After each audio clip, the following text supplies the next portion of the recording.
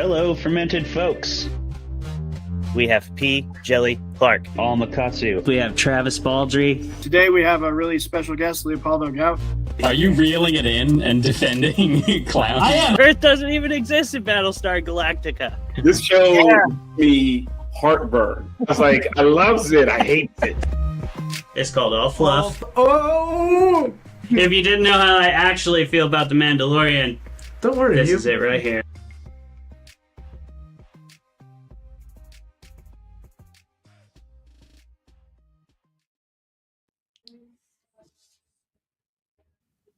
Yeah. All right. What up, fermented folks? Welcome to Fermented Fiction. New intro today because I was distracted by administration tasks right as the intro was rolling in. I'm super stoked to be doing this episode, though, because we have an awesome guest tonight, and we're debating a new show that is very, very popular, and so I'm excited to hear what everyone thinks. Tanya Pell, our guest, is the author of the Bram Stoker nominated Her Wicked Roots, and she also wrote a book called This Bee Won't Die, and it's we're really excited to have you on the show, Tanya. Thanks for being here. Thank you for having me here. Hell yeah. It's going to be a lot of fun. We have a really great episode for you here tonight as we are debating Project Hail Mary, the new film with American heartthrob Ryan Gosling. And it's going to be a fun one. But first, we'll start the show like we always do. We will do a round of personal updates for your hosts and quick introductions in case you're new to the show. We'll start with you, Jeremy. What's new in your life and who the fuck are you? Hey, hi everyone. I am Jeremy, the harmless weirdo who is also on this show. Sure. And what's new in my life? Hey, well, today it's very interesting. Today is my wife's birthday. I know. Oh my god, it's so good. And I would have dipped out to, hang out with her, but she watched this movie with me. And then she liked it so much that she said that I have to come on here and talk about it. Okay. So that's where we're at. No pressure. No pressure. Oh yes. That's this should where be we're fun. At. It's hard to get Megan on sci-fi, but this one, you put Ryan Gosling in it and then all bets are off, Yeah, sure. Yep. It's how we got a lot of people to watch football as well through Taylor Swift, that whole kind of effect. Ryan Gosling has that. He can pull you into the genre. Yeah, he'll get you right in The there. guy's magnetic. Put him in a cozy sweater on a spacecraft. Come on. We didn't really have a chance. It wasn't quite vodka fair. out of a plastic bag. So that's pajama day, right, Tanya? Savage. Ryan Gosling did that whole movie in pajama day. He's enough. Cool, Jeremy. So Megan is going to actually check out this episode. She's excited. She watches lots of episodes, but she's going to be excited about this one, and there's absolutely no pressure on you to perform. No pressure whatsoever, I said with my famous last words voice. Indeed. Someone's got to have... I'm glad you already have yours picked out. I really should work on mine. You never know when your last words are going to be. Exactly. Well, I'm Clay Vermolum, and I'm a Pacific Northwest-based horror writer. I write adventure fiction, adventure horror, and whatever's new in my life is I'm going next week to this Cobb workshop. Have you guys heard of Cobb? No. Okay, so it's like an earth building. It's an earth building technique wherein you make bricks and with straw and mud and clay, and you turn it into bricks. And once it hardens, it forms really strong structures, somewhat similar to Adobe, like that kind of building. It's like what they do on Alone. Yeah, totally. Show. Oh, I love Alone. I love Alone. Yes. I reference Alone all the time. Anytime I'm talking about the rock climbing horror books that I write, because it's such a big inspiration for how hard nature really goes. It's like, oh my god, I love that show so much. It's like the most badass people on the planet, 2 days in the wild, and it's like, okay, Like, yeah. Like they're already struggling, and it's like, man, just remember that anybody who thinks that you can just go out and live in the woods, just watch Alone. I'm always like, wait, we all know when everybody's got daddy issues. yes. As soon as Oh they yeah, get to the woods, as soon as you get to the woods, everyone has daddy issues. absolutely. They just the woods are for. seize you out there. That's what the woods are for. That's what the woods are for, daddy issues. There's Jeremy's pull quote for the episode. We'll see if mine organically comes back up. We did have a good one in the green room. Sorry about it, Zeb. We'll see if we can get it back in here somewhere. But well, before we do that, we're going to have our awesome guest introduce herself and give us an update on what's going on with her. Tanya, thanks for coming on the show. What's new and who are you? Yeah, thanks again for having me, especially on this episode, which I'm sure like we have to now do a fantastic job on, not just because it was a blockbuster hit, but because birthday. Yeah, don't fuck up. Don't fuck it up. Earth is depending on us. Exactly. But yeah, I'm Tanya Pell, and as my bio says, I'm a narcoleptic horror author living in the South. I've written books, Cicada, and the Bram Stoker nominated novel Her Wicked Roots, and my next horror novel, The Pink Slasher, This Bee Just Won't Die, comes out this October. What's going on with me right now is I'm drafting my next novel, which comes out next year. Set in the Scottish Highlands, and I am actually going on a double family trip with my family and my best friend's family in about a week and a half to Scotland. So that's awesome. Have you ever been there before? Have twice. Okay. Edinburgh's the city. Okay, awesome. What do you love about Edinburgh? What's something that makes it different? I love that it is so incredibly walkable, and it is just so eclectic, and like you have the old parts of town, the new parts of town, everything just kind of comes together. My hair is there. Everybody has sure. Like here, I'm just like kind of this exotic creature, but there, it's like my people. This is where it came from. It's all coming together. That's awesome. So good. All right. Well, I've never been. I hope to get to Scotland one of these days. It sounds like an amazing place. Apparently, the United Kingdom Highlands is where Cobb was invented. I can't remember if it was Ireland or Scotland, so I don't want to misspeak. But it's one of those two, and that's why it still works in the Pacific Northwest. A lot of people do it out here because the climate is very similar. Well, because it was all one, because it was one at one point, so. Right. Crazy. Yes. It's absolutely crazy. Much like this movie. Project Hail Mary is a pretty wild ride, as any Andy Weir. They've done really well with Andy Weir's adaptations. Speaking from the perspective of the general public. And this movie, if you haven't seen it yet, we are going to spoil everything on this show, as we always do.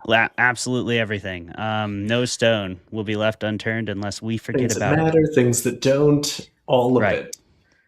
Oh, yeah. Yeah. Every stone. It doesn't matter if it matters. It matters to us. And all the rocks.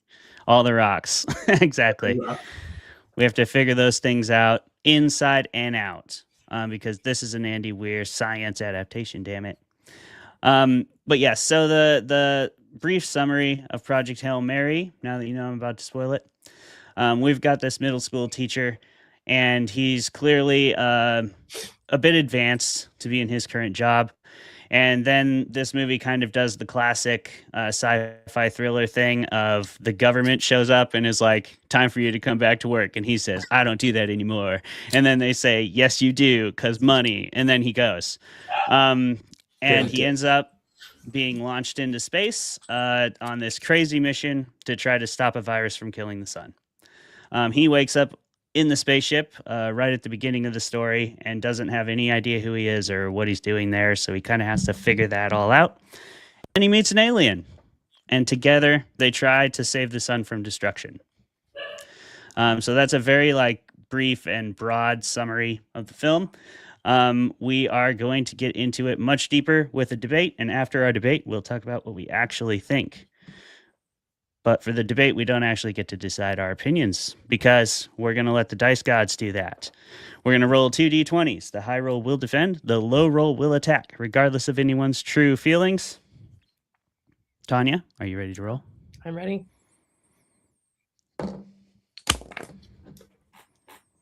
How'd you do? 19. Oh my Ooh. God.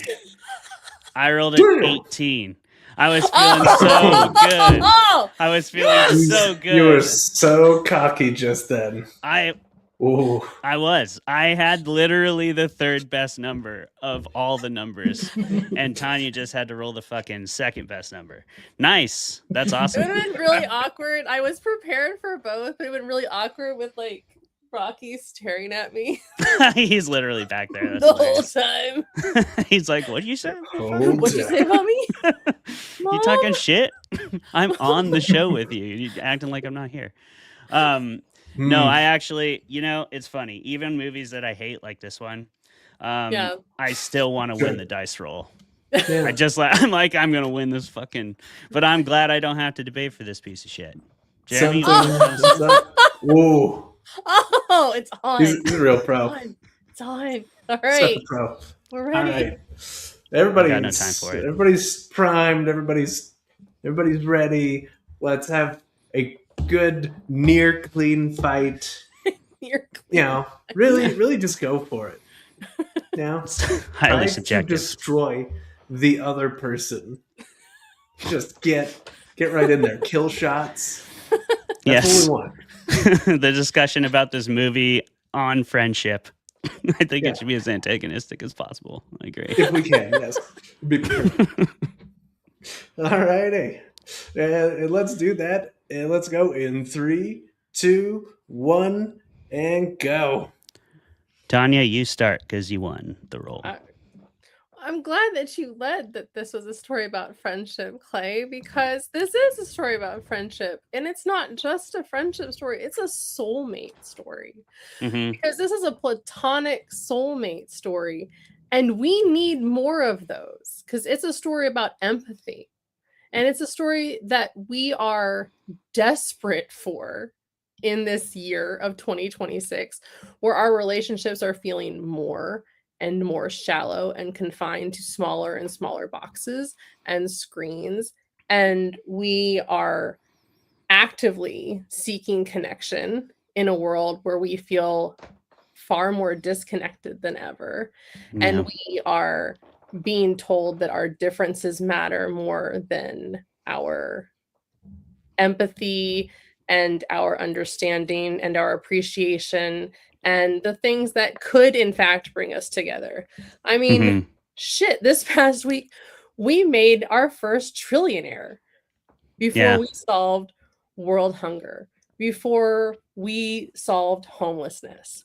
We managed to get our first trillionaire. And one of the things that is talked about in the film was that people would do their worst. When the sun died or when the sun was actively dying, people would become their worst. And we see that.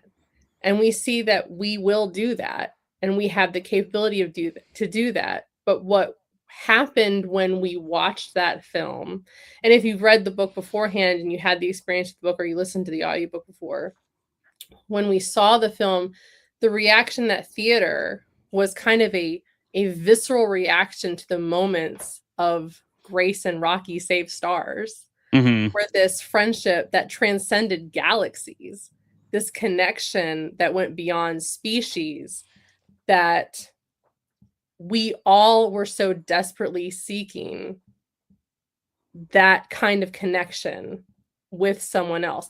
And it doesn't have to be a romantic partner. It can be a fucking alien. It can be a rock and a ball. And I'm so genuinely delighted that James Ortiz is eligible for the Oscar for his role as Rocky, because he owned it. He did. Actively believed he was that little puppet. He was. He was wonderful. Hmm. And sure, there were moments that you think to yourself, okay, they're throwing the MacGuffin. Yep. Sure. There are moments, but still, at the heart of this movie is this story about friendship. Mhm. But even if we took into account the science of the film, which obviously they had to cut back for the sake of time. Yep. To be fair, because Andy Weir, obviously data scientist before, and they have to cut down just to fit everything in. It still makes sense.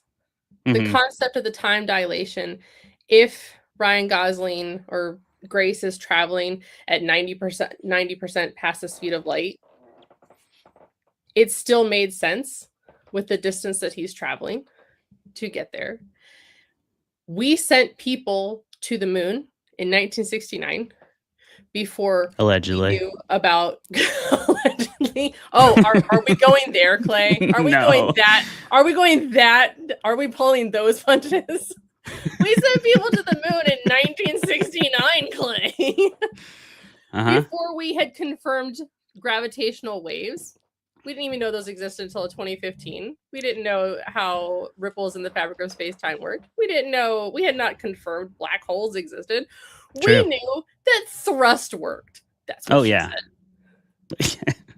That's all we had. And yet the science still worked. So theoretically, that's how science works. It solves problems, and that's how friendship works. It solves problems. And that's what we yearned for, and that's what was so wonderful about this movie. Another way friendship works, Tanya. How? This is why. So I think you'll appreciate this because you are a fellow appreciator of Alone. So if you have seen the Alone of dating shows, which is Married at First Sight, the early seasons, you should check it out. I'm gonna trust you on this. Yeah, you should check out. But the early seasons, and they ruin it in the later seasons because it goes Love Island mode, and it's like you can always like love somebody for a few days on a vacation. That's pretty easy to do. Like when you're in a tropical paradise. This movie kind of does the same thing, but on the shitty end of the spectrum, where it's like if you had to depend on this other being to save your life, it's going to be very motivational for you to become friends as well. So I think that's what this movie hinges on a lot, but it kind of discounts that fact that, like, yeah, of course they found a way to get along. Like it's life or death for them. Then they both know it. So they're going to do everything they can to survive, which is really all Ryan Gosling did in the entire film. Like we're supposed to feel this redemption arc for him, but like he wasn't going to save the earth in the first place. And he only ends up saving it now because it's actually like a good way it's like the best way for him to get home. And we kind of like frame it all in this beautiful story about two friends. I'm not even hating on that. I think all the performances were great. I'm not going to book cloak for it about the science. Like I understand it's a movie and Drew Goddard wrote it. So the science is going to get toned back a little bit and the friendship and humanity will get turned up. And if that's what you came into your Andy Weir movie for, then, it will be exciting for you. But if it's not, if you came in expecting a little more harder science like the book, it's not going to be the same story. And you have to kind of make your peace with that. Well, he's the science officer. Like he wasn't meant to be the savior of humanity. He was the science officer. Yeah. He's not the pilot. He's not the engineer. He was not the person to do this mission. And they just kind of, not only do they drug him, and which they do leave out in the film, is he was not meant to even, they had actually done experiments on him to survive. Could he survive this coma? Mm-hmm. Right. And he just happened to have this gene that makes him survive this coma. So he's not meant to be this savior of mankind. And he's just like, man, not the one. Yeah. Because people know what they think they know what they're capable of, and he was honest about that from the get-go. And even he admits in the story, I'm not brave. I'm not a hero. I'm just doing this because I've got fuck all else to do. So, and I love that honesty of it, though. That is an honest human response. No, I can't. I'm not the one. Like, it's not for me. No, I mean, I totally get that. I would have reacted the exact same way. I expected more from Ryan Gosling, and I think that's fair. You know, like we're all here. He's enough. Yeah. How can he not be enough for anybody? How can he not? Drew Goddard, what do you need? What else does Ryan Gosling got to do? Rise above? Yeah, I do. You know, that's what I expected. That's what I expected. Ryan Gosling should be the pinnacle. Like, that's, I see. Listen, like Ryan Gosling from the Andy Weir book got way more into the science, but he was still there and he was still kicking ass. Yeah. I wanted to see it. I wanted to see it. Okay. My main problem with this movie really though is false endings do kind of piss me off. Like, I understand they're a useful trope. I don't mind one, but I do hate when movies do it like 3 times. And this movie definitely did that. Like, we had the kind of Rocky, like when you think Rocky's going to die, we had that. And everybody knew Rocky wasn't really going to die. But they lingered on it just long enough that, I don't know, maybe you thought that. I pretty much knew the whole time that wasn't going to happen. And then the second one was when Rocky leaves, obviously. And then the third one is like the happy ending that feels like what they used to make directors do back in the day, which, you know, just throw an extra film clip of a happier ending on there and release the director's cut later. But they're counting it down. So I think we can sum this up with, you're wrong. And that's fair. I'm okay. Done. Well, I mean, yeah, shut up, Clay. I missed my opportunity to get the last word there. Nicely done. Nicely done. That was fun. Fantastic. Good work, everyone. Oh, hey, we found Travis. Travis. Yeah. I'm on my laptop because my desktop.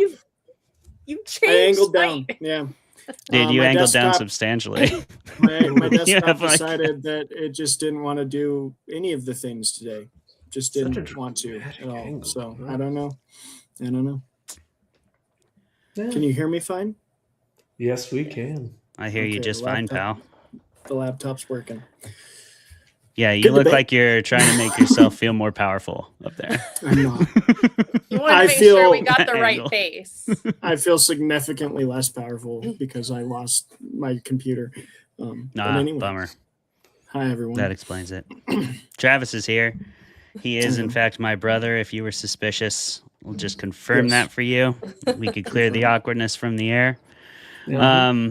Travis, do you want to tell us what you're drinking tonight and give us your personal update real quick since you missed that? Yeah, I can. I am drinking this bottle that's been on here before, 1792. I'm just working my way through the bourbons that I got in my house because I figured out pretty fast if I tried to buy a new bourbon for every episode, I would go bankrupt and run out of space. So I will buy new bourbon when I drink this bourbon. Good call. And going on in my life, not a whole lot. I was very excited on Sunday. I want to preface this by saying anything involving the political side of it aside, I am a huge fan of fighting sports, and Sunday got to witness basically our generation's Buster Douglas versus Mike Tyson, Muhammad Ali versus Sonny Liston, a true underdog guy that should not have won a fight, come back and at 38 years old, defeat one of the greatest fighters of all time. So I was, as a MMA coach, I was jacked because it just shouldn't have happened. It shouldn't have happened. Anyone who knows the fighting world, the two I'm talking about are Ilya Taporia was the Georgian 17-0 champion, and he went against an American fighter named Gaethje. I forgot his last name for a second. His first name for a second there.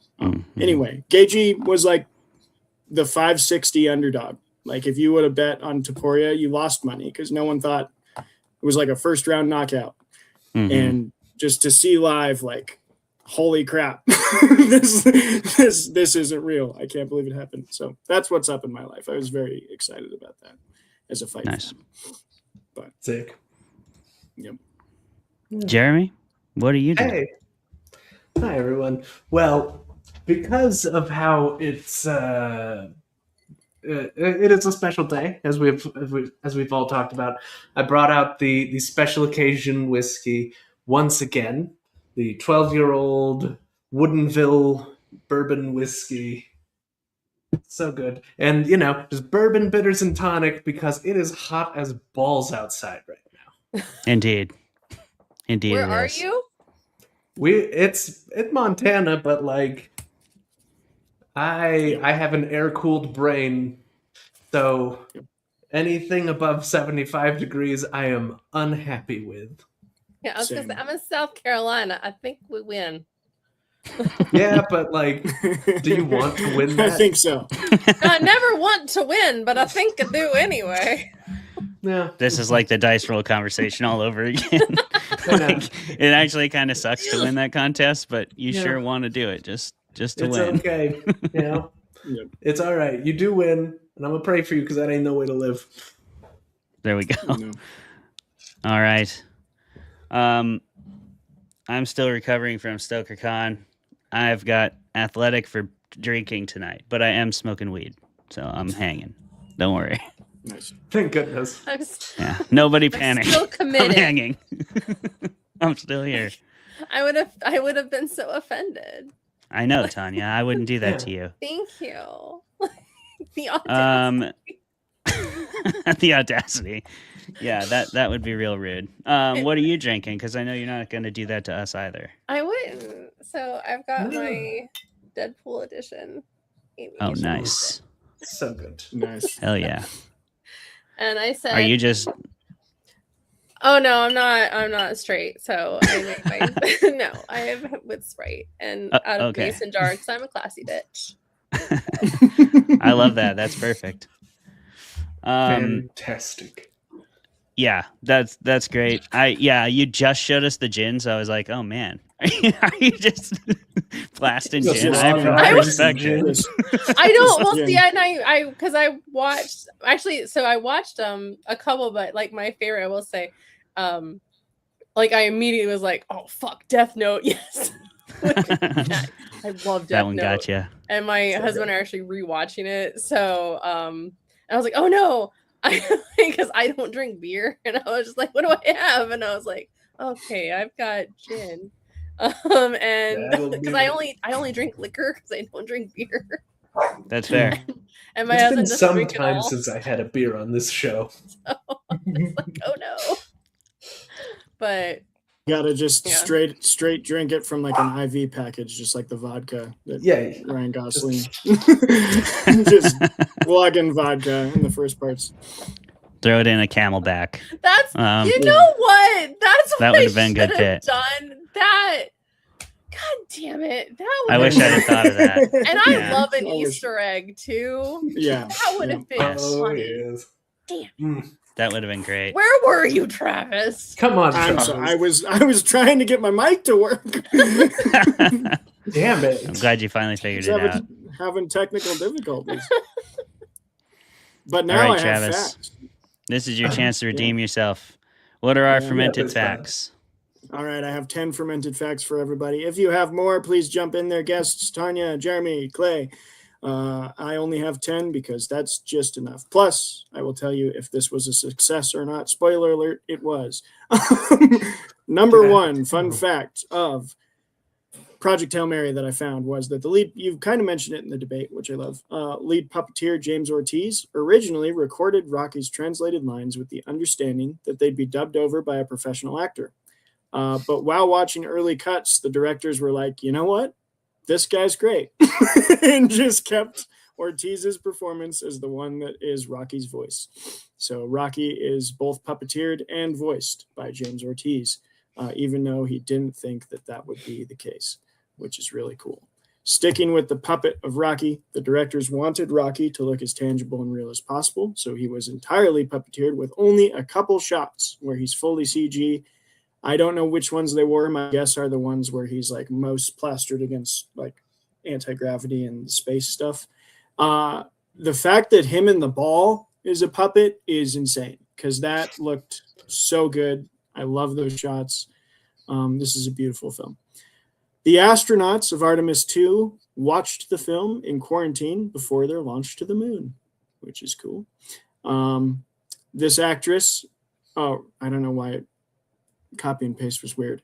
This actress, Sandra Holler, I don't know why I phrased it like that. Sandra Holler's first American film, her first primary English language film where she speaks English.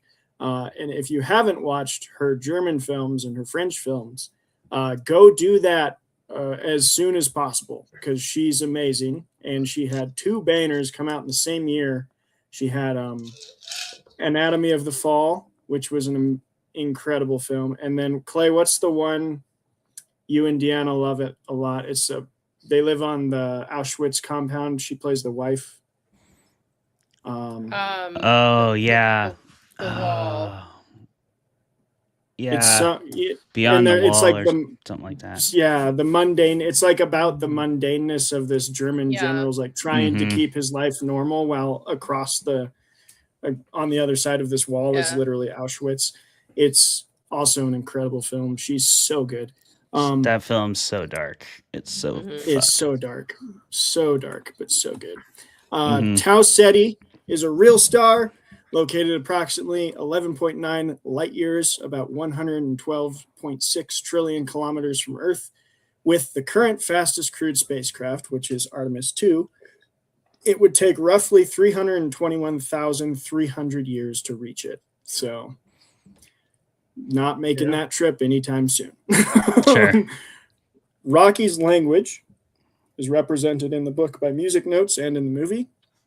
The rhythm of one of these sequences can be found as musical motifs through the score, most notably in the song Learning to Communicate, which plays while Ryland and Rocky establish their shared language. So they actually took some of what Weir wrote as like the actual music notes and the rhythm in the book and used that to compose some of the songs that are in the background of the movie, which I thought was really cool. This is the first film ever to premiere in the stratosphere. A bespoke IMAX display was sent into space and played footage from the film, which is one of those things that I love about humanity, just doing stuff that like, does this benefit or do anything? No, but is it cool? Yes. We played a movie in the stratosphere. Kind of cool. I don't know. Hell yeah.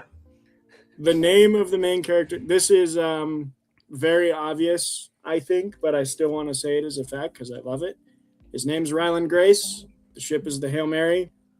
He's the last one alive, so it's the Hail Mary full of grace, which is the prayer, which is cool.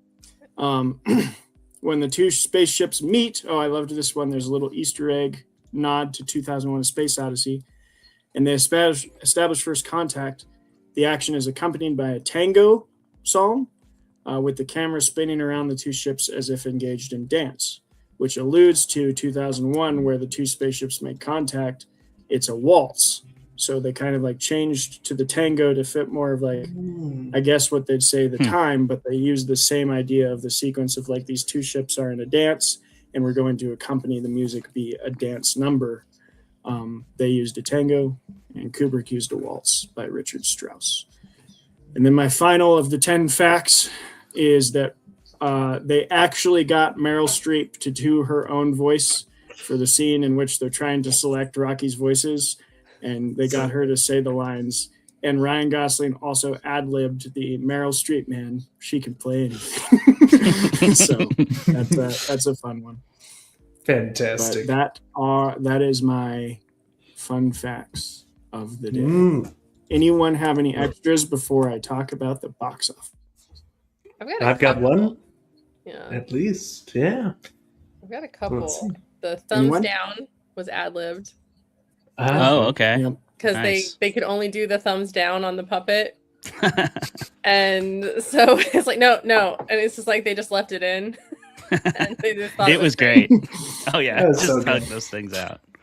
And Yeah. when Ryan Gosling, when he was talking about his friend Mark on like we hate Mark, and Rocky's like we hate Yeah. Mark. Yeah, we hate He's Mark. actually talking about his friend Mark who was on set, Just right there. and so James Ortiz said we hate Mark That's awesome. as a joke, and they left it in like. Yep. And Yeah. James Ortiz was like 10 years ago. He actually had been a puppeteer, and because he had written, produced, and directed and starred in a Broadway play called The Woodsman, which is a story about the Tin Woodsman, like what L. Frank Baum wrote about the Woodsman. And that's kind of how he knew how, when he was flown out to help design the puppet of Rocky. Oh, cool. Nice. So he had this experience already with puppeteering. That's amazing. He was very clearly attached to that project from start to finish because it was phenomenally done. I'm hoping that this leads to, honestly, a chance for voice actors Mm-hmm. at major awards. Yeah, I hope so. Oh, yeah. Because, like, I mean, I still think Mark Hamill, Kevin Conroy, like, Oh yeah. robbed. Oh yeah. Yeah. Robbed No, the absolutely. award. Yeah. They are Especially in incredible. animations. Like Yes. Matthew Lillard was going on about that the other day because so many of these big animation companies, they'll get just actors to play animated characters because they're popular. Yeah. But it's like they're not as good as like people who do it exclusively. Yeah. Those voice actors are amazing. Yeah.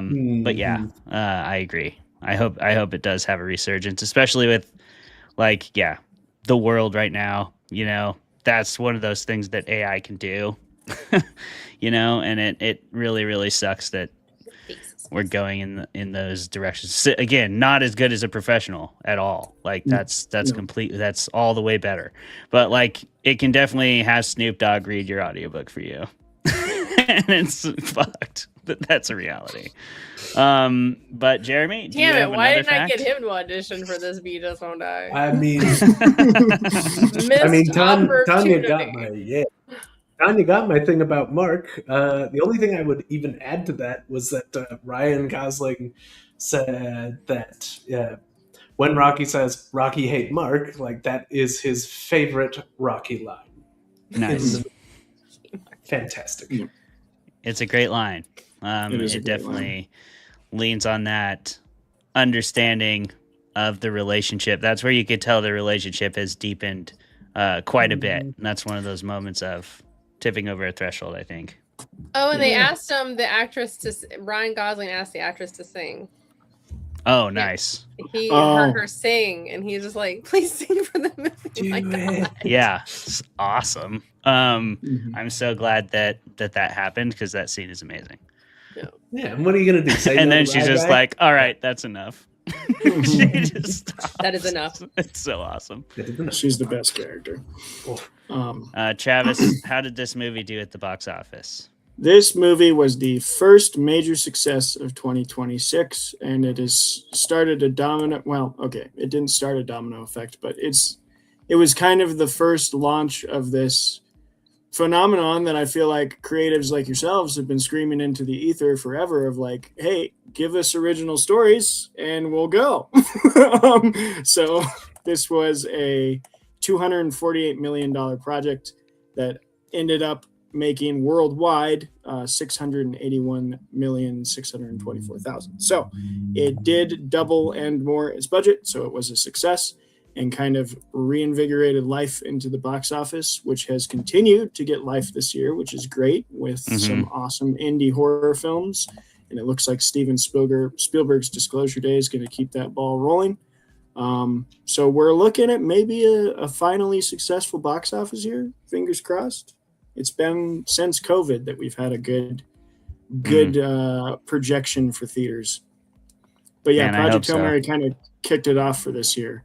And yeah, there was a lot of spoof videos that came out of like people being like, Hollywood 10 seconds after Project Hail Mary is successful. And they're like, yes, you know what the people want? Another franchise film. Let's get a sequel rolling right now. It's like, that's not what the people want. Project We're Hail doing a Mary Rocky 2. movie. Yeah. Rocky ain't Just gonna be a Rocky. Mhm. Let's sell The some fucking opposite, toys. the opposite lesson that they needed to take from that, but they hopefully won't. Hopefully they start to get the hint. I don't know though. Come on. I don't know if it's a hint if everybody's screaming it at them, but That's true. what are you gonna do? That obviously internet screaming doesn't always work very well. Tanya, I also Oh. I want to add one last thing. I think that $248 million budget sounds like a lot, but like how this that's film not a lot. looks, that's not a lot for how this film looks. Like this film is gorgeous.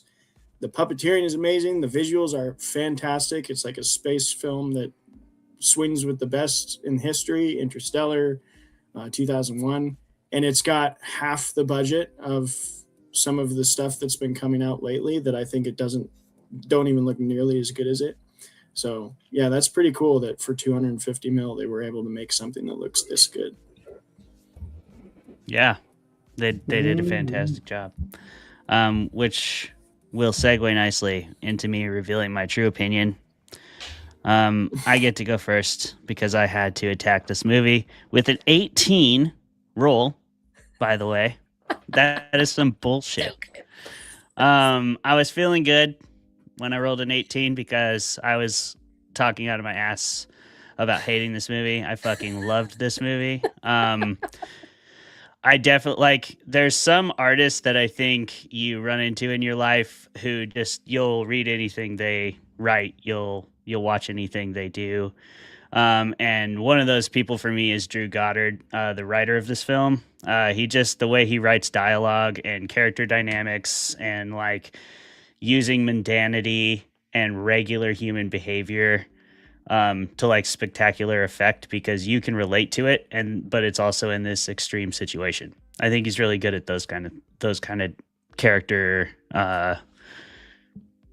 work things. I don't know, techniques. That's what I'm trying to say. He's really good at those character techniques, and his stories always feel so alive and relatable to me. And this movie is like one of the better versions of that I've ever seen from him.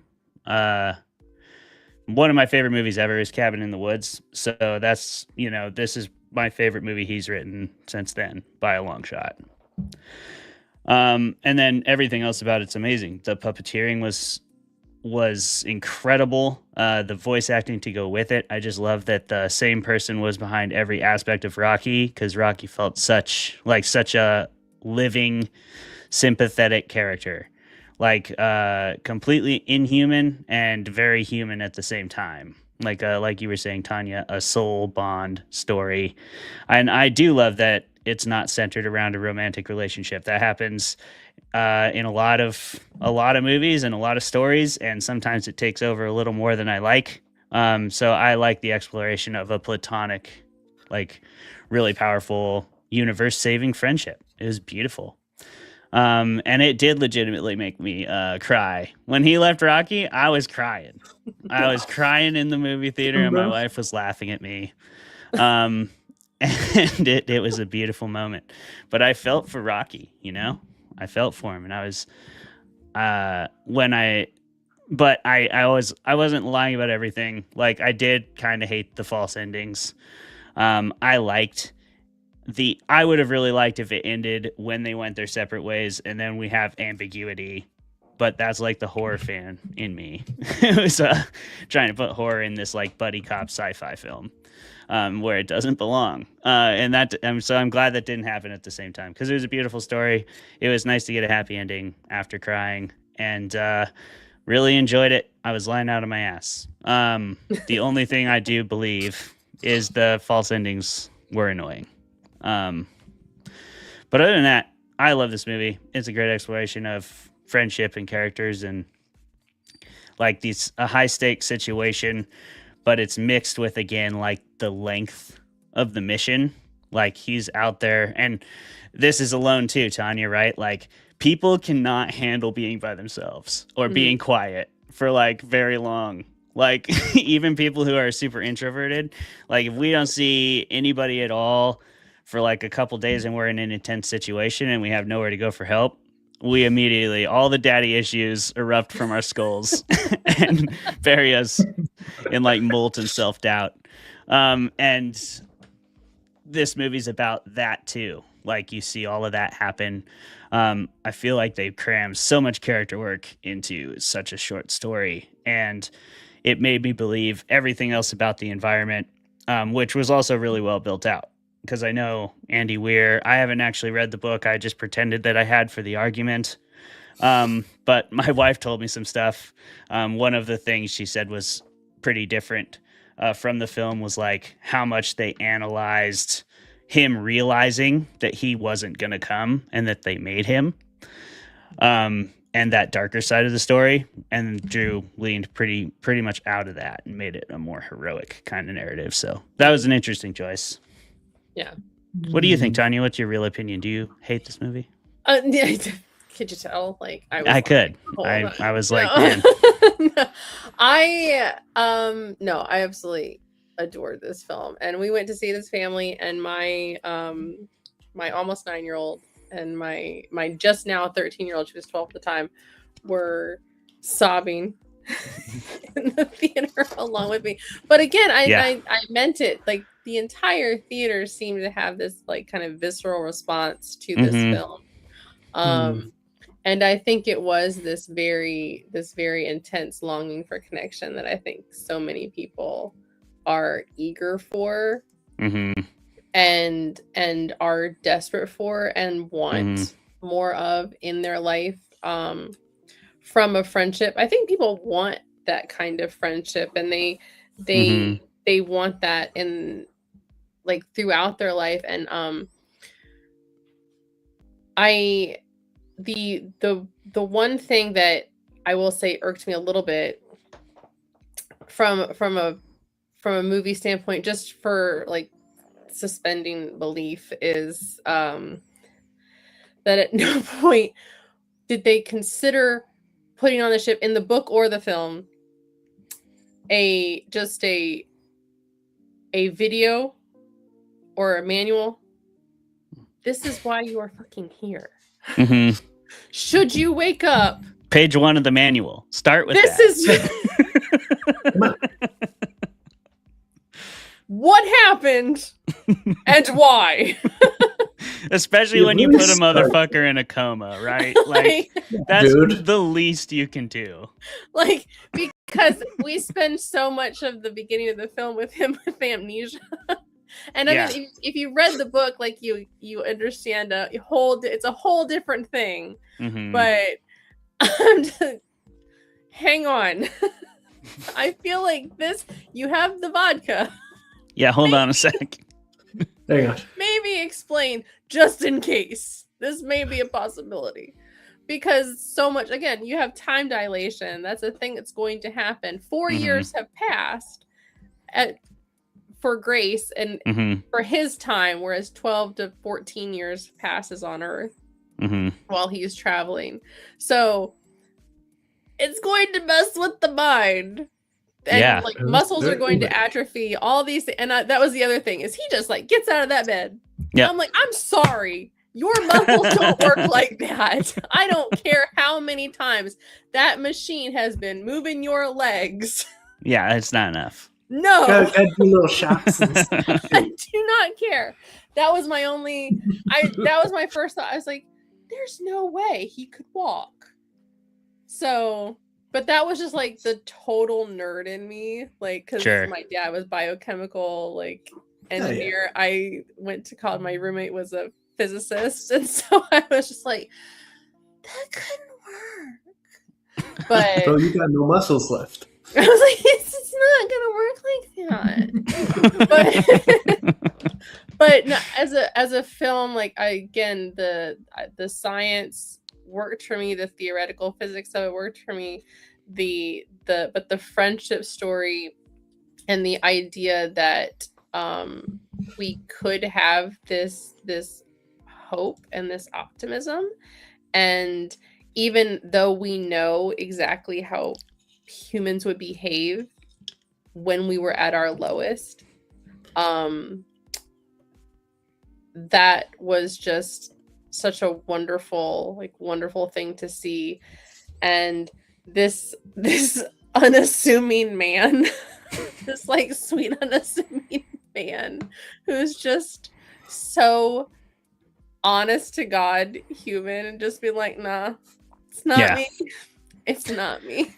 I don't know what you're looking at me for. Just I'm over here with my hacky sacks. Yeah. It's not me, y'all.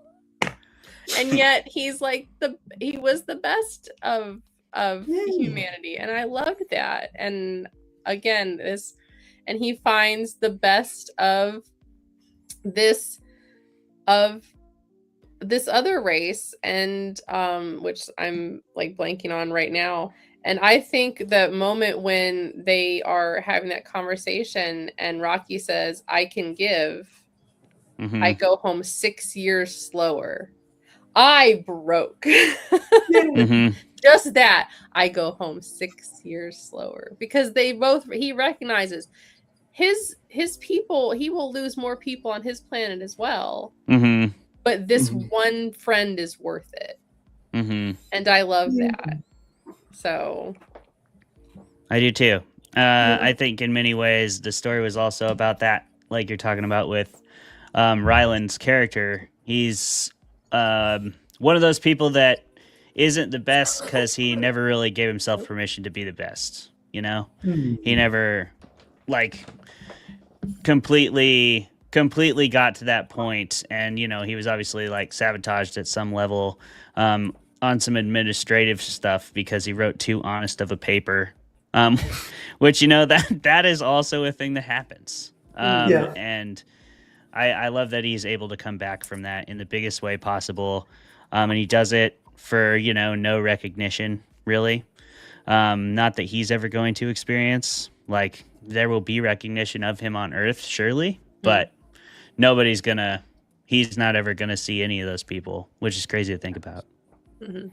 Oh yeah, Jeremy, you got out the fancy whiskey, so I did. And it's your wife's birthday, so no pressure. Happy birthday, Megan! Don't fuck up, Jeremy.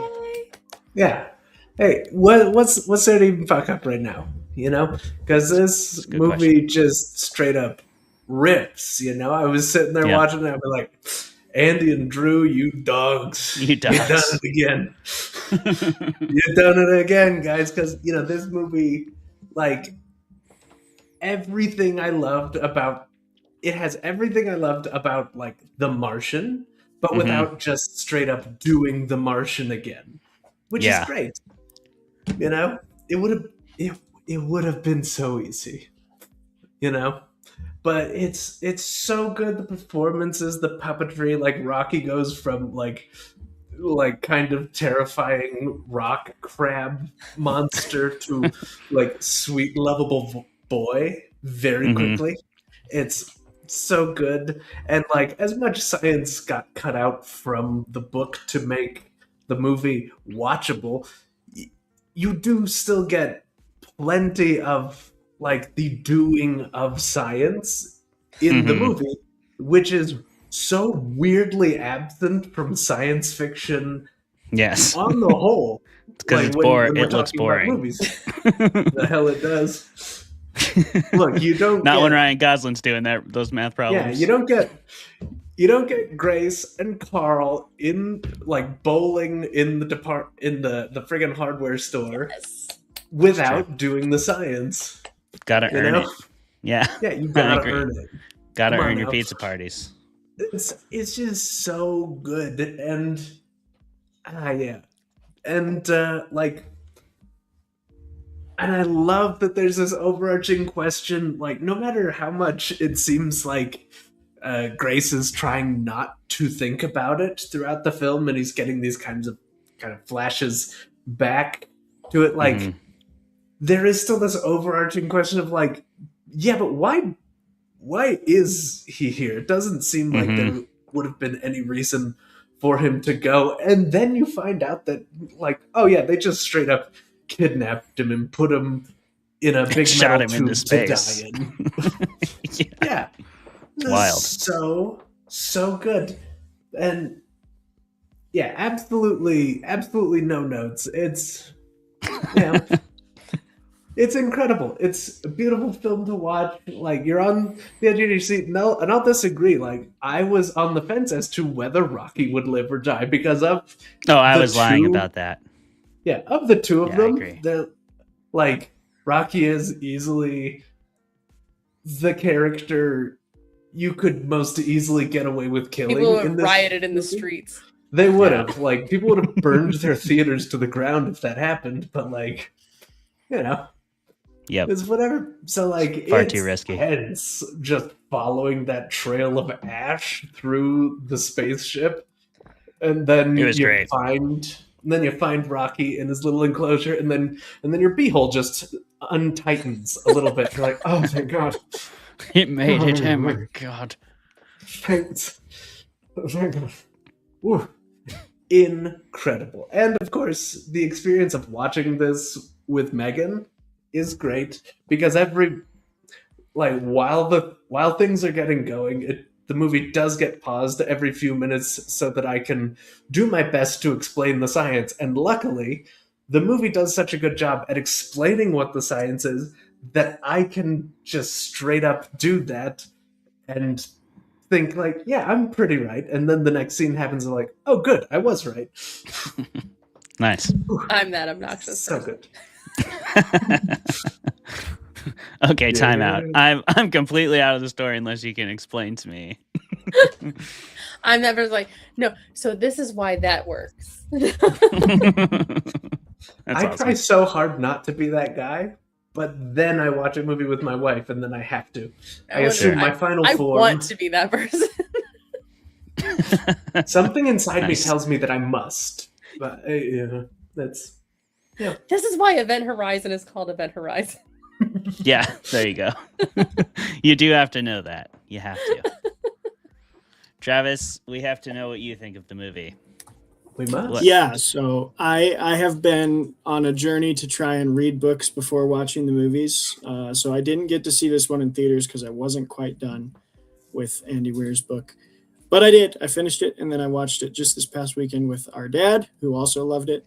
I love it. I think it's one of the best adaptations I've ever seen.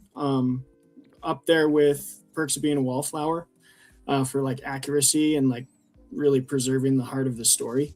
There was like one part that I think, Clayton, you point to a decent thing with the end being like a false ending.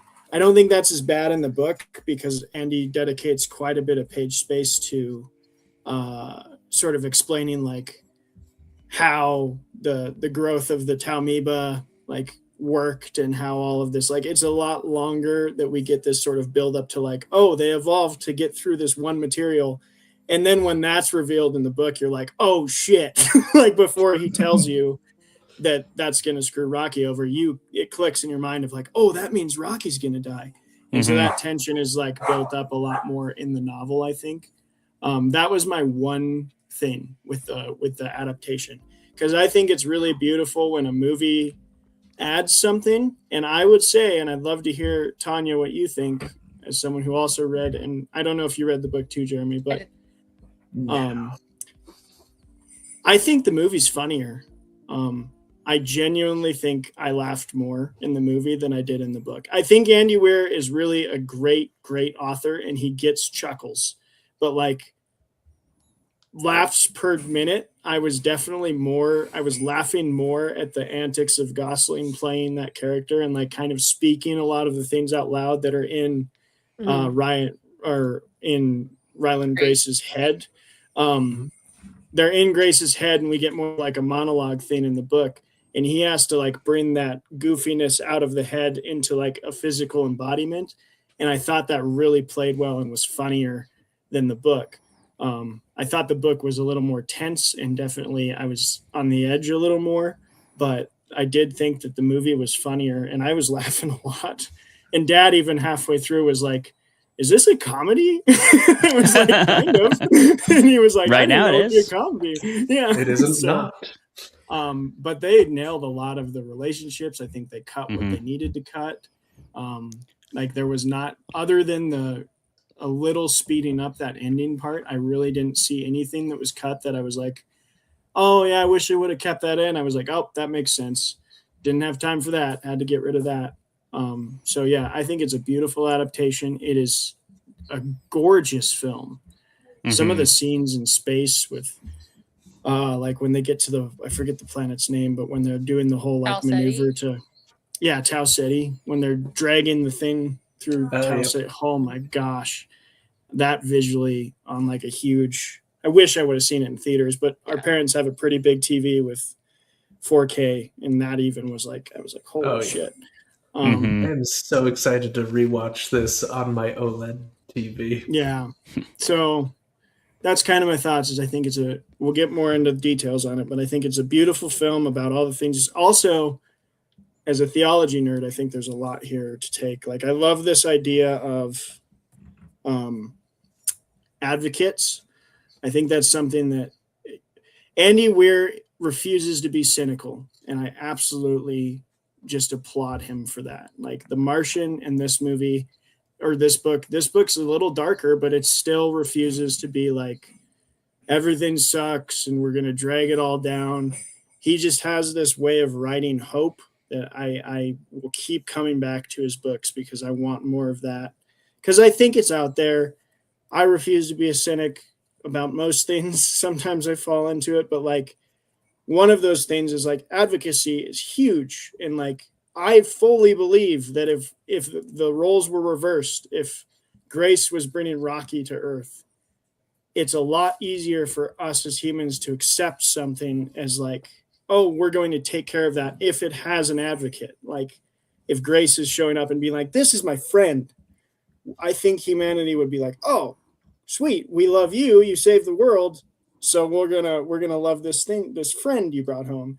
And I think that's what he shows with Rocky bringing Grace home, is like they give Grace anything he wants, but it's because he saved Rocky, and Rocky's like an advocate for him on his planet. And I really love that as a theme of friendship can really like get over those like fears we have, is like a get away from me, you're not in my tribe. If one of the tribe brings a newcomer in, a lot of times that can like circumvent those initial nervousnesses and fears that we have. So I could talk about that forever, but I won't. I just think Andy Weir's such a positive storyteller, and I love that. Well, I think, and on that, because if you think about, and I think a lot of people stuck on the fact that Grace saves Rocky.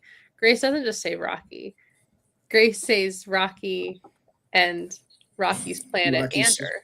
Mhm. Yep. Because Yeah. if Rocky doesn't make it home, Rocky's planet dies. Yeah. Yep. So Grace saves everyone. Mhm. And it's because of that friendship that Grace was able to be brave enough to do it. And Yep. because originally he wasn't even able to be brave enough to save Earth, like, or to even try. And then it's like, okay, I've given Earth a chance, and he doesn't even know if it's going to be successful. He's just like, I've given Earth a shot. Mhm. Now I have to now I have to go try and save my friend. And then we have to go try and save his planet.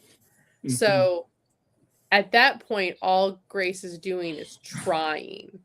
And that's what I think is amazing as well, is that at that point, it's just perseverance, and it's just attempts. It's not even provably going to work. Mhm. These are literally 3 Hail Marys at the end.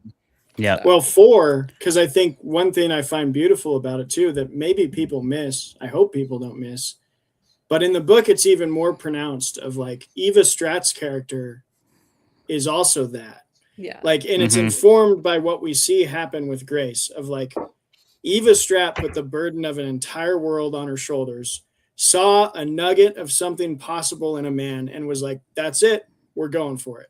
Mm. Yep. And like, Yeah. it reminds me of, I watched a documentary once of, I'm a big Winston Churchill nerd.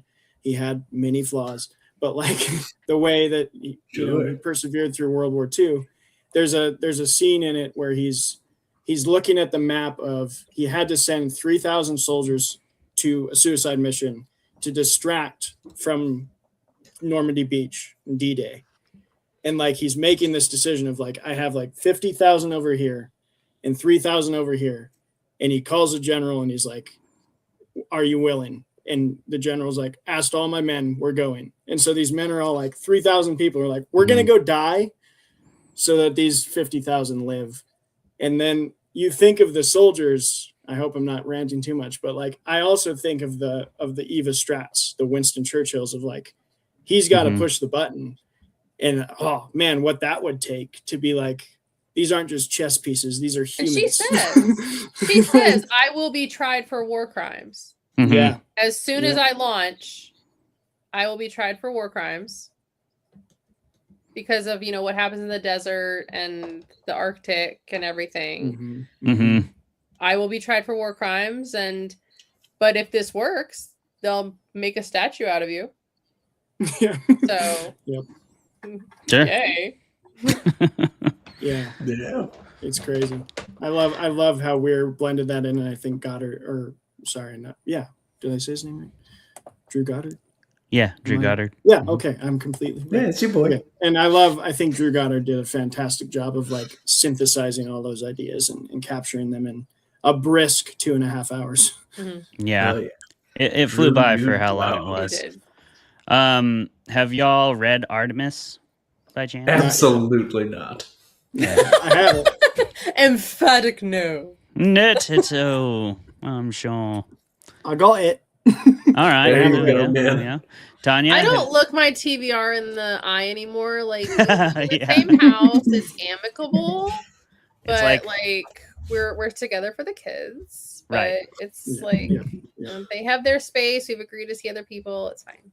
It's very civil. Yeah. So, Yeah. Until This you get book is to actually- to that book, it's gonna be Yeah. it's gonna be like that. Travis?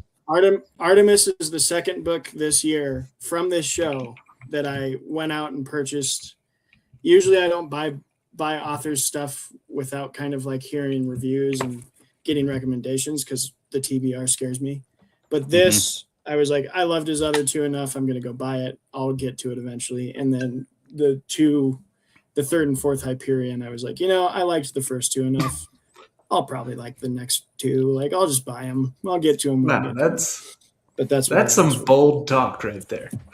Yeah. I mean, that's a I fair know I assumption. will. I just it's this is not my year for it. I know that.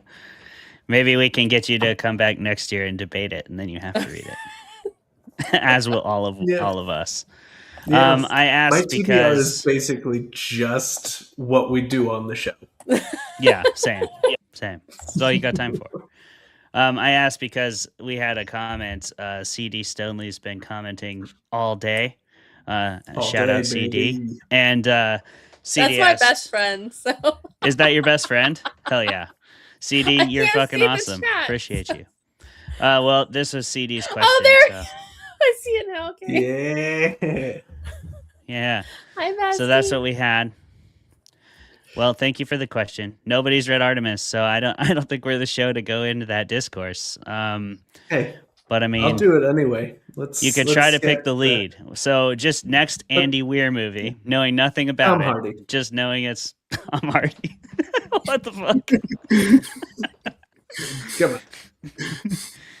I want a whole movie now where we can understand none of the dialogue. You also know that that's hilarious, Jeremy, because the primary character is a lady, so Jasmine. So Tom Hardy's going to play Jasmine for Okay. sure. Godspeed, Tom. Good luck, Let Tom. me know if you're in. Tom can play anything. Tom rocks. Let's go. Yeah. He was born in the dark. Tanya, do you have a lead you would cast in the next Andy Weir movie now, knowing that it's a female lead? Give me like Okay. No, give me a couple of like adjectives to work with because I haven't read it. So Travis, Jasmine, what does the back Sciencey. of the book tell you? What's the synopsis of the book? Never signed up to be a hero. Wanted to get rich. Not a Classic. Seems like it's like a heist film in space. Sorry for my barking dogs. So I'm gonna say, what's her name from Penny Dreadful? Eva Green. Oh, Ava Green. Mm. Eva Okay. Green. Do love me some Ava Green. I mean, Evie Green does kick ass. Yeah. That's a good pick. Yeah. Solid. That is a solid choice. Let's see. Controversial pick. Okay. Okay. Incoming. More Controversial pick. controversial than Tom Hardy. But hear me out pick. Okay. Because they can do fucking anything. Okay. I'm ready. Bella Ramsey. Sure. Yeah. Bella Ramsey I mean, I think you give Bella Ramsey the right part, and Bella Ramsey is just, running with the Oscar. So yeah, that's true. That's true. I'd love to see Bella Ramsey upset the scale because Bella Ramsey is like right here for me right now. I did not like Last of Us Part 2. I did love their performance in Game of Thrones. So I'm balanced on Bella. completely different role, not drama at all, but comedy role. Catherine called Birdie. Okay. Fabulous movie. Okay. They were younger then, but it was still Andrew Scott's in it. Love Andrew Scott. I love me some Andrew Scott as well. So, I don't care how, and I don't care who they are, but I would want to see Tilda Swinton in that movie. Sure.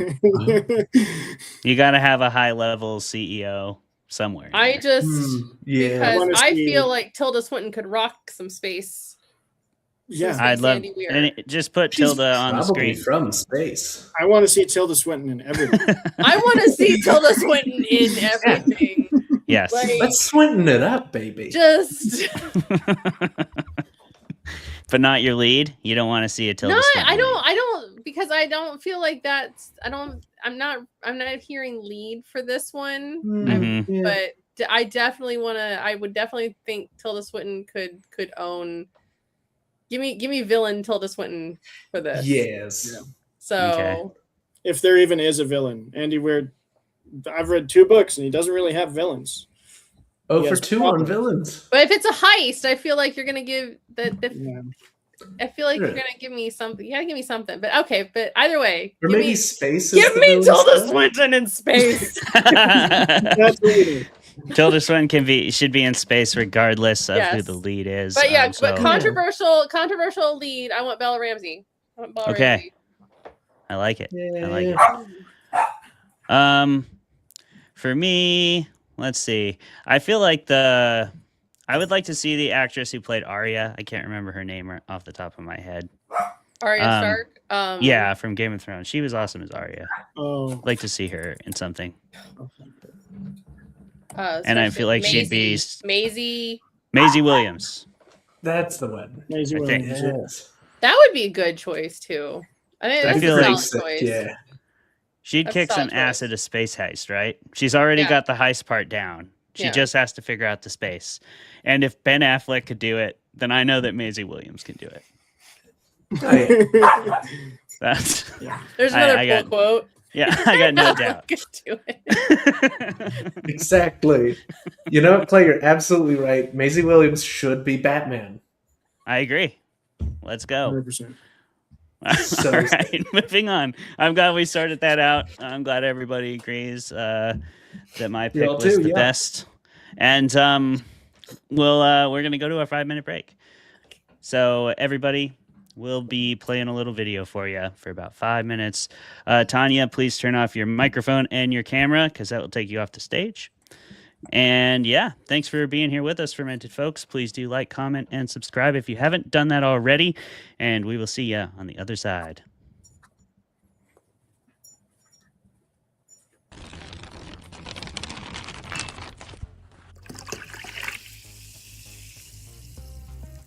Hello, fermented folks. Welcome to another episode of Fermented Fiction, the first of our new season, and I believe it's season 4. The show where we drink beer and argue with each other and bring on really awesome creative guests. If you'll permit me to go a little bit outside the box. Once upon a time, apparently, people used to sniff mummy remains, powdered mummy remains like cocaine. So I think 3 lines of powdered mummy remains, if you can get to that as well. Yeah, that'll get you right to really enjoy the movie, you know.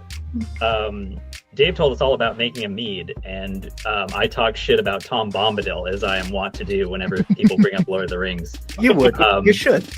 And then that's Everybody exactly what he freaking made. chill about Tom Bombadil, or I'll get unreasonably upset. So, in your assessment, what did you think of the everyone kind of paired off, or at least a number of people did, romantically? How'd you feel about that? Did that seem really forced and dumb to you, or? Tom Bombadil is a merry old fellow with his bright blue jacket and his boots are yellow. Right? His boots are yellow. Right. Imagine discovering mummy remains and oh my god, these ancient figures. Dude, what if we crushed this and snorted it, yo? I bet we'd get fucked up. Let's talk for a moment about the fucking all-star cast in this movie. We have Ewan McGregor slaughtering it the entire time, main character energy, top to bottom. You can't argue with it. Women want him, men want him, everybody wants Ewan McGregor. Okay? If you don't agree with that, you're lying to yourself. Apparently she had a backstory, but they cut it because she's very hard-nosed at the beginning. And then I will say another pro of this movie is their chemistry is hot. And I feel if they didn't have that chemistry, I would have been ugh. Because she says at one point, she's oh, it's the apocalypse. What are we going to do? Fuck. And he's and then later when they are kissing, if they didn't have chemistry and if it was 2 lesser actors, I think it would have been an eye roll, felt cheesy, but you feel their bond. The Langoliers themselves were originally going to be portrayed by puppets. And I think maybe they should have. Maybe they should have. Dude, that's amazing. There's no maybe about that. And I wish that I could say that there was something greater happening here than the war diary of a broken man living as sort of this White Tower academic with all of his friends sitting inside the Eagle and Child drinking beer and pretending Magic Lion Jesus isn't really silly. Because, it is. If we can just all be very honest with each other. The Lord's work out there. Good job. I like to think that I am. Most people aren't big enough, but I am. I'm willing to step up, you know? Yeah. Dedicate that yeah, time. You're willing to dedicate that time. The time, the money, all of it. That was so painful. It's one of those painful things. Oh, that was in my so life. good. That was so good. We've never been so savagely attacked by any author on their show. It's incredible.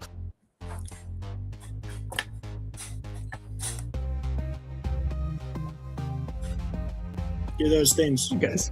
Do them. Like, comment, and subscribe. All of the things. Right, commented, and subscribed.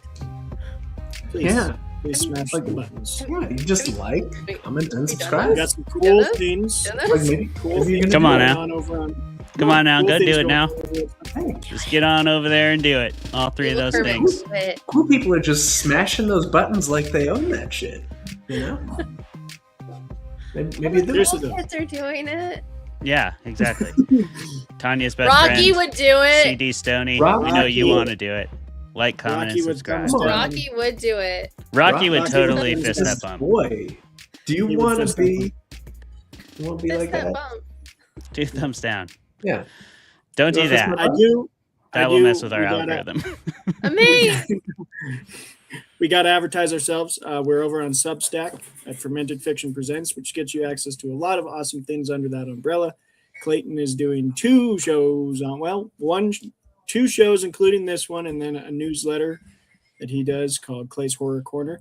Me and my friend Zeb, who is behind the scenes on all of the advertising and social media stuff, We write weekly movie reviews under our Meathead Media, which is associated with Fermented Fiction. I've got one coming out this week on the horror film Undertone. So look forward to that because it was creepy as hell.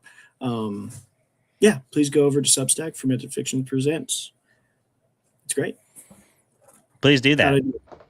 You did great. I mean, if they haven't already signed up, those 3 people listening, they just did. I wouldn't be surprised if we see a little spike in likes right there. Good job, man. Beautifully done. I hope you'll do as well with your questions. It's Megan's birthday, so please don't fuck up. Yeah, I won't. Come on. We're going to start, and Tanya, we always throw the questions first to the guests, so just be prepared to be first up on the round table here. Okay. My first question, I want to talk about adaptations. Let's just kick off with the basic one. What makes a good adaptation? What do you think ruins adaptations? What do you look for? Because there is definitely an art to taking the word to screen and kind of changing mediums from the book to the movie. And I think I've always thought of it in the way of like you have to preserve the heart. And I think this movie does excellent with that. But maybe what are some of your favorite examples and what do you think make adaptations really click when they do? And if you want to talk a little trash, what makes them not click if they don't? No, please talk trash. Yes. I mean, someone in the comments talking trash. They just said, "Bro, you trash." So I'm sorry, the Rush 7. Damn. Wow. I tried. Which one? There's 3 bros on this show. Which bro? Which bros? Am I bro? I'm bruh. You're My bro. kids call me Okay. bruh. So Yeah. I'm assuming Okay. I'm bruh, not bro. I think that's fair to say. So I think there's a delicate balance that you have to have with adaptations. And I know that there's like some IP that I would absolutely never ever touch with like a 10-foot pole because I would be terrified like that the fans would come for me. They will. And they would.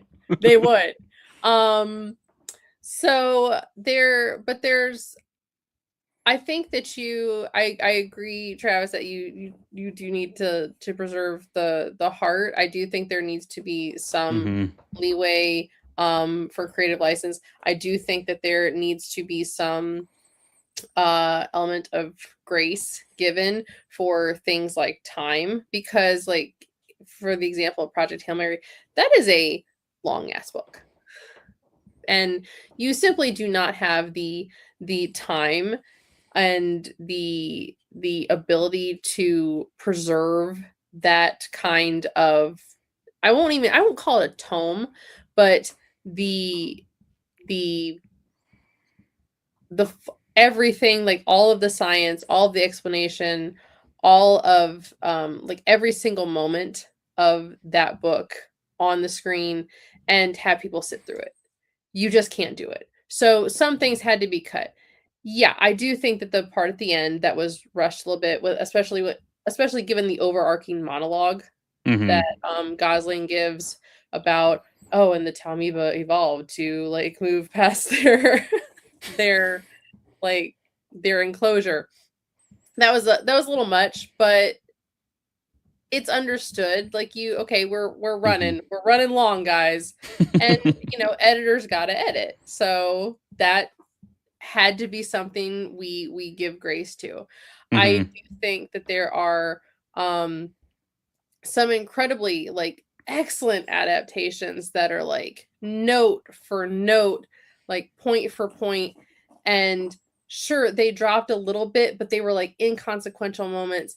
And I'm gonna like really nerd out here and go back in time to the 80s. Like my favorite adaptation of all time is like the 1983 The Last Unicorn. So Peter S. Beagle, fantasy, animated, fucking love that.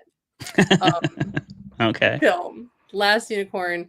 And it is a Christopher Lee, Angela Lansbury, all-star cast. So Mia Farrow, we're not touching this cast. And probably one of the most iconic fantasy novels of all time. Right. And still to this day has a massive cult following. Mm-hmm. And Peter Spiegel just a few years ago got the rights back to that. Nice. He's always wanted to do a live action adaptation to the film, but he's always wanted it to be true to the story. And yet you have others that have tried and tried and tried and tried, and you still can't seem to get the right momentum for it. I'll say a good one for me is, every high school has their Phantom of the Opera girly. I was a high school Phantom of the Opera girly. Yeah. And you have so many Phantom of the Opera adaptations. Mm-hmm. And the novel, I mean, as a Gothic novel, it's not as appealing as, what you have with the Broadway production. And you've had a million different versions and a million different variations on the story. From the original Gothic, where it's just this serial killer living in the basement of this opera house, and he's just like, that girl's hot. But, and the red flag, and there's no romance at all. And that's not as successful as like, there's a serial killer in the basement. That girl's hot. He's I could kind of see it because daddy issues, back to Alone. Yep. And he's got pipes. That's a little more appealing. And then pipes. you have the Robert Englund slasher version, which, he's living in London and Jack the Ripper, and he's made a deal with the devil, literally. Yeah. And so, which follows nothing but is campy as hell and fun to watch. So I think it's just there's purist, there's stuff that you do for enjoyment, there's stuff that you do for the love of it, there's stuff that you want to get it out there just to have someone else say, I love this too. I'm not going to say I know everything that makes a successful adaptation. I think it's one of those things like you know it when you see it. If that makes sense at all. Yeah. I think that's the only way you can describe the heart sometimes, because it comes from a lot of different places. But I do think that the heart of the movie is the most important thing. I agree with you, Tanya. And it's not like about either of those two components, because it's not about perfect accuracy to the book. You have to understand that is a literal impossibility. And I think too much accuracy to the book can be just as detrimental to the film if the filmmaker is trying to tell a slightly different version of the story, which I also think that is a component of a really good adaptation. I feel like they all tell a little bit of their own twist to the story that makes it interesting. And it makes us, when we do see a director we enjoy is making something that we have loved in the past, we'll probably give them more the benefit of the doubt. I still get pretty annoyed when I see a lot of the remakes that are happening, for sure. But I was talking to our boy Luciano earlier today about this very thing, because he texted me a really ranty text about one such remake. And it was really funny. But we were talking about, it's okay that, like, with Nosferatu or Frankenstein, it makes sense because the directors put a really definitive stamp on the story, but they were both pretty loyal to the subject material, at least to the parts that matter the most to them and to the heart of their movie, like the message. Like Del Toro tells a very different version of Frankenstein than most people have with film adaptations. It was interesting. And Nosferatu was another example that I think was also really good, but it was the opposite. It was like pretty damn accurate to the book. Like, it is about as close as I've seen done Dracula. I mean, honestly, because Nosferatu, if you don't know, is a straight ripoff of Dracula that was actually illegal for a long time because of that. But the what I think worked well here, I'm losing track of my thought. Go to somebody else. Make Jeremy big. Jeremy, Hey, yeah. help me. Hi, everybody. I'm here to think at you. Do it. So that's good. But I think, like, you've all got it. Like, you have to be able to tell the important parts of what was told through narration sometimes. But, like, you also have to capitalize on what works while maybe toning down what doesn't. I think the best example of doing this really good and the best example of doing this badly happen within the same franchise. I am, of course, talking about, the old dead horse of mine, the Lord of the Rings, and, of course, The Hobbit sequel. Days without Yeah. Days And since whatever you- Jeremy referenced Lord of the Rings. Look, hey, Zero. Look, my I was opinion on wondering. the Lord of the Rings books is well that's documented. well documented. Well okay? documented. We know it. Everybody knows. Yep. Everybody knows that I think you'd have a better experience with the CP books if Stoney you might hollowed not them know. out and you just, let it be infested with really angry wasps. That's fine. You'd have a better experience with those books. It's a Now- bananas thing to say on this podcast. So crazy. Don't listen. I'm a crazy person. My opinion fully doesn't matter. Anyway, I think the movies are incredible because they get across the important parts of the story. They get across this grand thing that took Tolkien 1 to 3 books of writing to get across, and so much is implied and it leaves you wanting more, versus the Hobbit movies, which is what happens when you try to stretch a single pretty short book into 3 movies by saying, hey, see this book?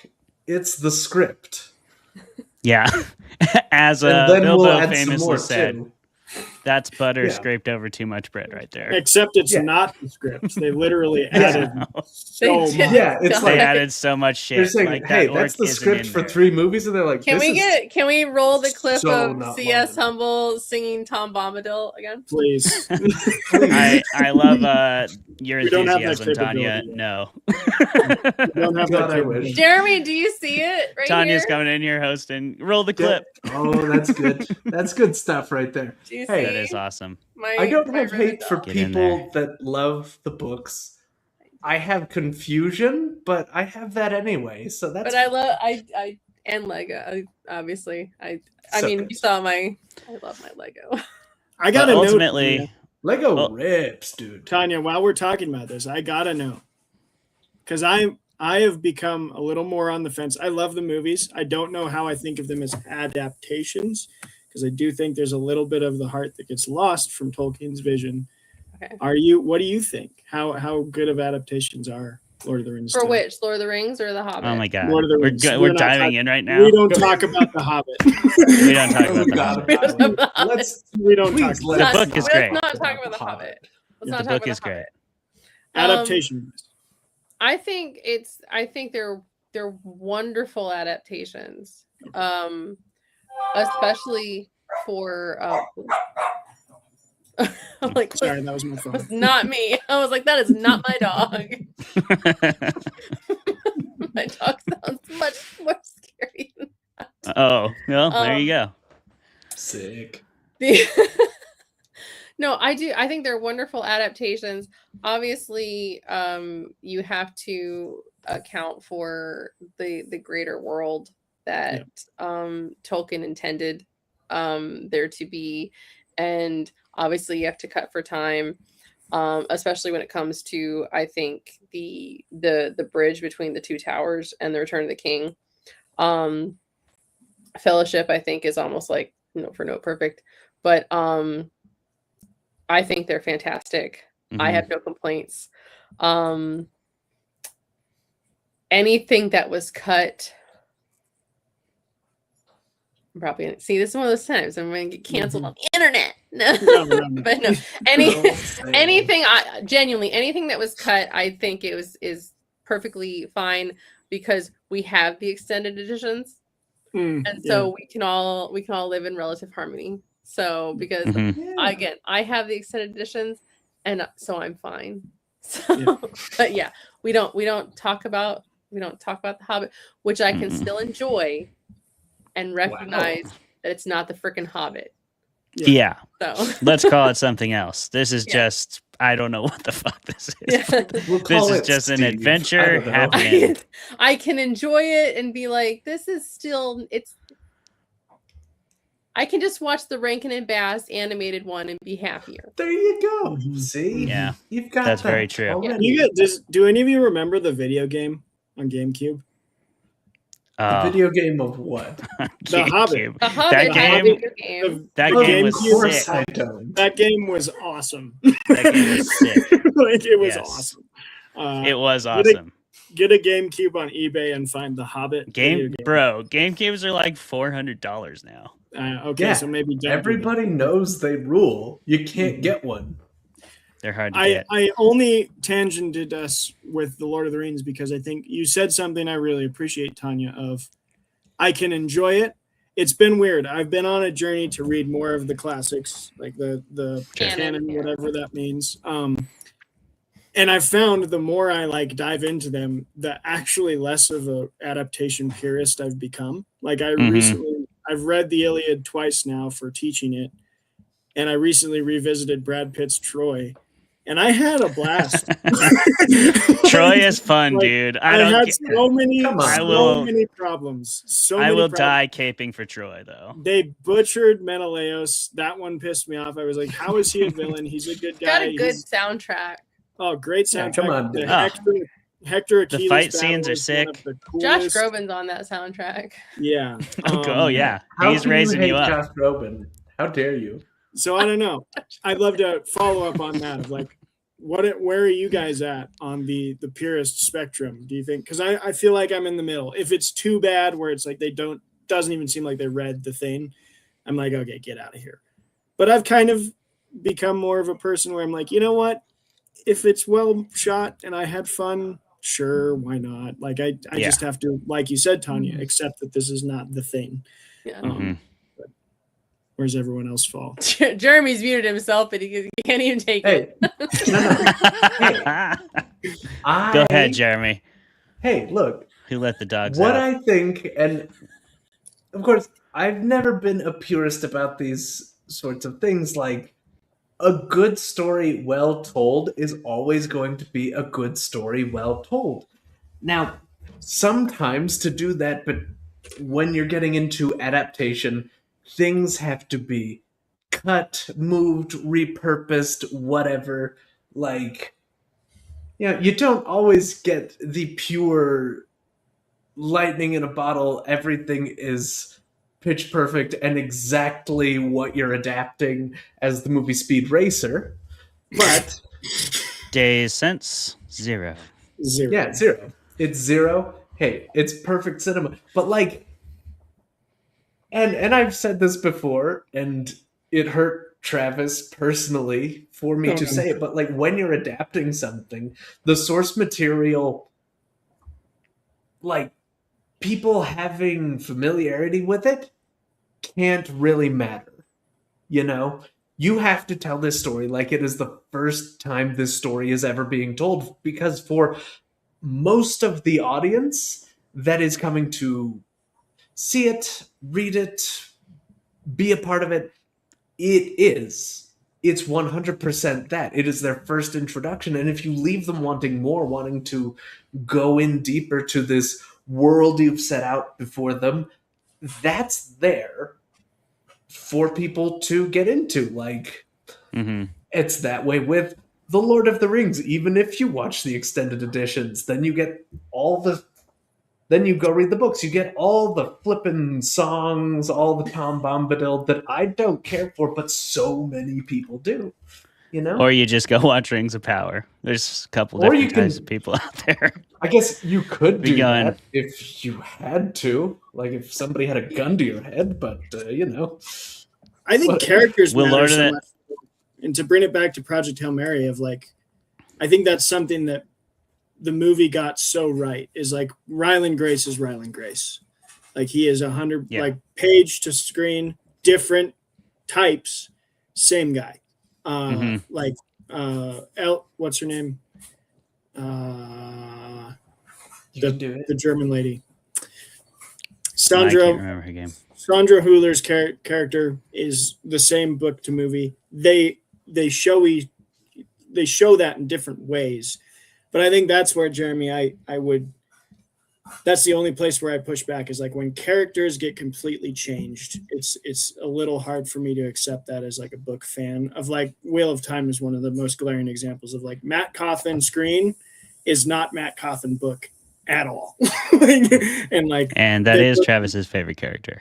Yeah, that was my favorite character in the whole series. And then they like took all his growth and development that took 3 books to establish, and we're just like, we're don't gonna need it. Condense this into like 1 season, and then just make him the emo boy that everyone, wants to pine after. I was very upset. So that's what happened. I don't know.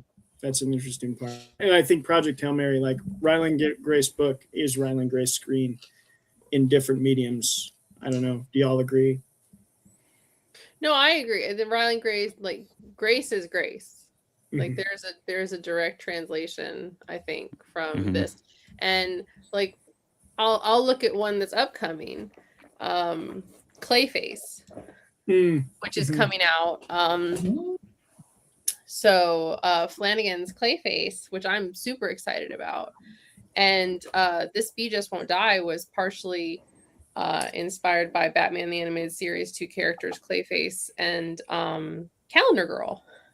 So, which were these villains that I absolutely adore. And there's 3 different versions of Clayface in the DC universe, or 3, maybe 4. I'm forgetting.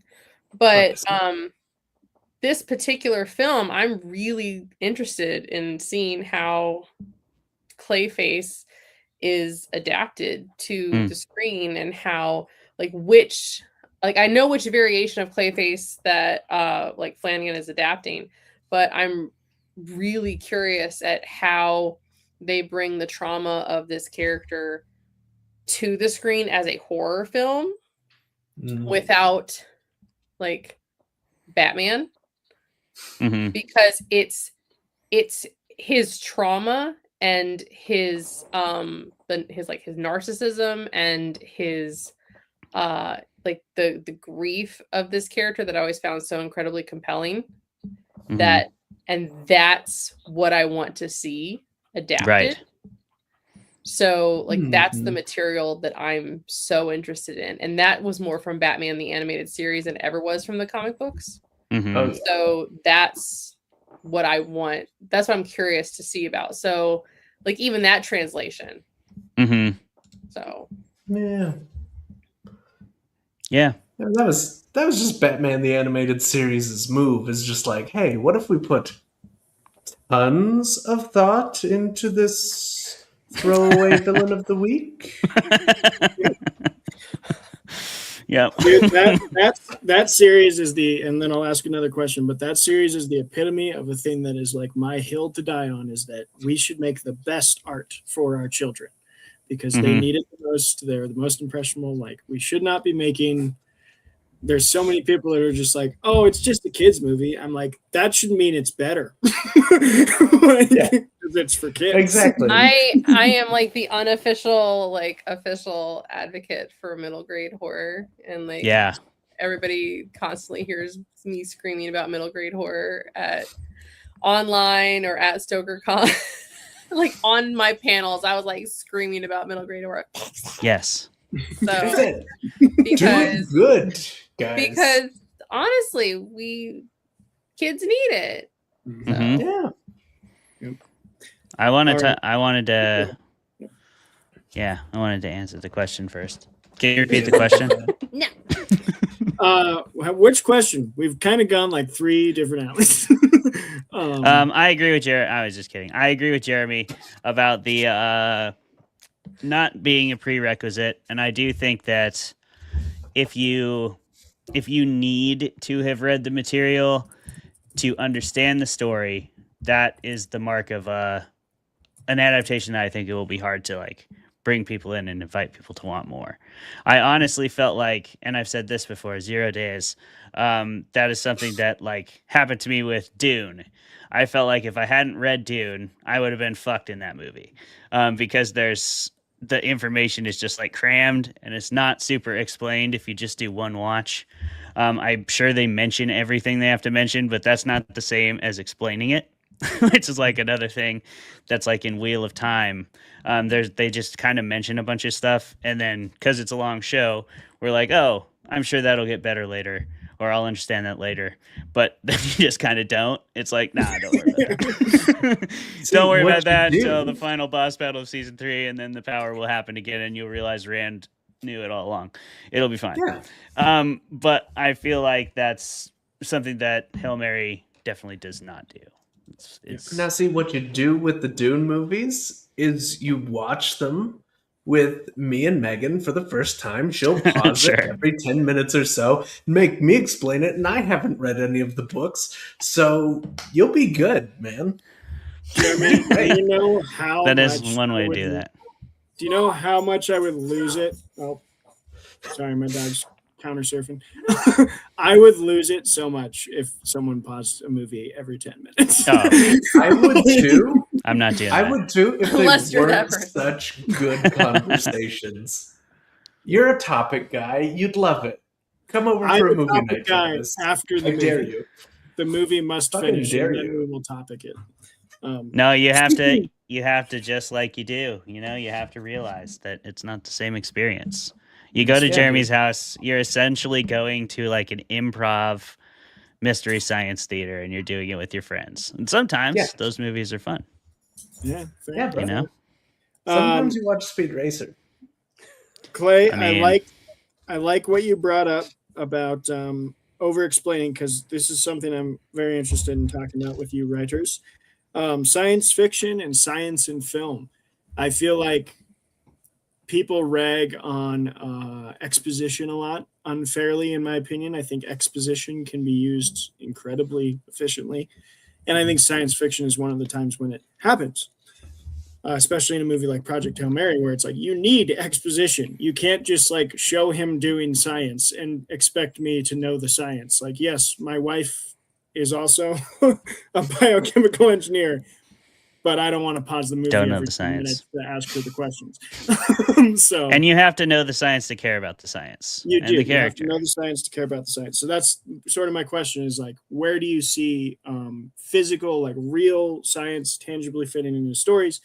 And like, what are some examples besides maybe this movie that do it really well and use that exposition efficiently without taking too much time away from it? Big question there, Tanya, but hopefully you're ready to answer. Okay. Let me think. So I think that again we have like a delicate balance to strike. So because you have to keep the plot moving and keep people engaged enough where they will care without those moments of overarching monologue, or without leaning too much into those. And maybe those are moments of action.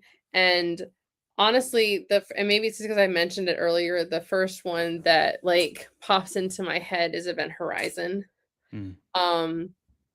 Where Sam Neill is explaining how the Event Horizon was meant to work. And of course, we're suspending belief, but if you understand how an event horizon is meant, like what an event horizon is, where, you know, as a point of singularity from the outside and a point of singularity from the inside, where time and space actually folds, and the opposite is true from one side to the other. I think that we were able to suspend our belief enough that we could kind of be like, oh yeah, well, totally makes sense. And it was just terrifying enough to keep us engaged. And even while we're watching it and we see, like, you know, just like any space horror, we have this, like, that little, the centrifuge or the gyroscope that's moving with all the lights. We have none of this shit works on, on this ship, but it's fucking terrifying. And we've been told that this ship is gone to hell and back for all we know. And so I think we were given enough of that to give us interested. Jurassic Park again, because now I'm on my Sam Neill kick. Jurassic Park was another one. So where we were given just enough of the idea of the science of how this could work to keep us engaged, without drowning us in the exposition, and giving us enough action, giving us enough what ifs, and this is why this could go wrong, but this is the possibility and the potential that it could have.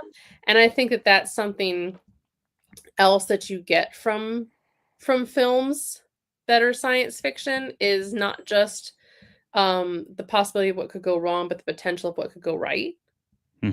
So yeah, I like that. I feel like the adaptation wise, like, and speaking of Jurassic Park, the the book went in a much darker way, and I wonder that's maybe a little bit of maybe a little bit of an example of an adaptation that I love, but perhaps changed the heart of the story quite a bit with the way it was told. It's also super weird to know, like, Steven Spielberg wasn't even there for like a ton of it, because he was filming something else. It's also weird how they brought so many characters back to life for the sequel. So many. They just came on back. No, it's fine. You're fine. Yeah, don't even They're worry fine about now. They got better. Yeah. They did it. They did it with the science. They figured it out. They did it with science and cloning. Hammond spared no expense. He really had no choice. But in terms of, like, with an Andy Weir book, you also have, like Tanya was talking about, that sort of like belief where we go just far enough. And then you have the extra added credibility of, like, yeah, well, Andy Weir also literally did this stuff for a living before he wrote the book. So then you have even more, like, you're pretty much taking it for granted that if Andy Weir says this could theoretically be done, then he's probably got a lot more information on that than you do. So it's like, okay, I believe it. And if he didn't do it, he asked Chris Haddonfield. Yeah, exactly. And I feel like like they probed it a little bit with The Martian. They saw, like, where's the line? I think they found probably either side of it at certain points of that movie.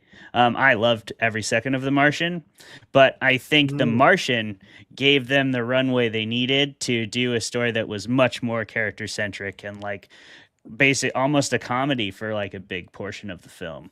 And it allowed us to spend way more time with the characters because of The Martian, because we trust Andy Weir, we trust Drew Goddard, we trust everybody acting, we trust everybody behind the Hail Mary film. Like, when you saw the cast and you saw the trailer, you were like, yeah, I'm not nervous about this, you know?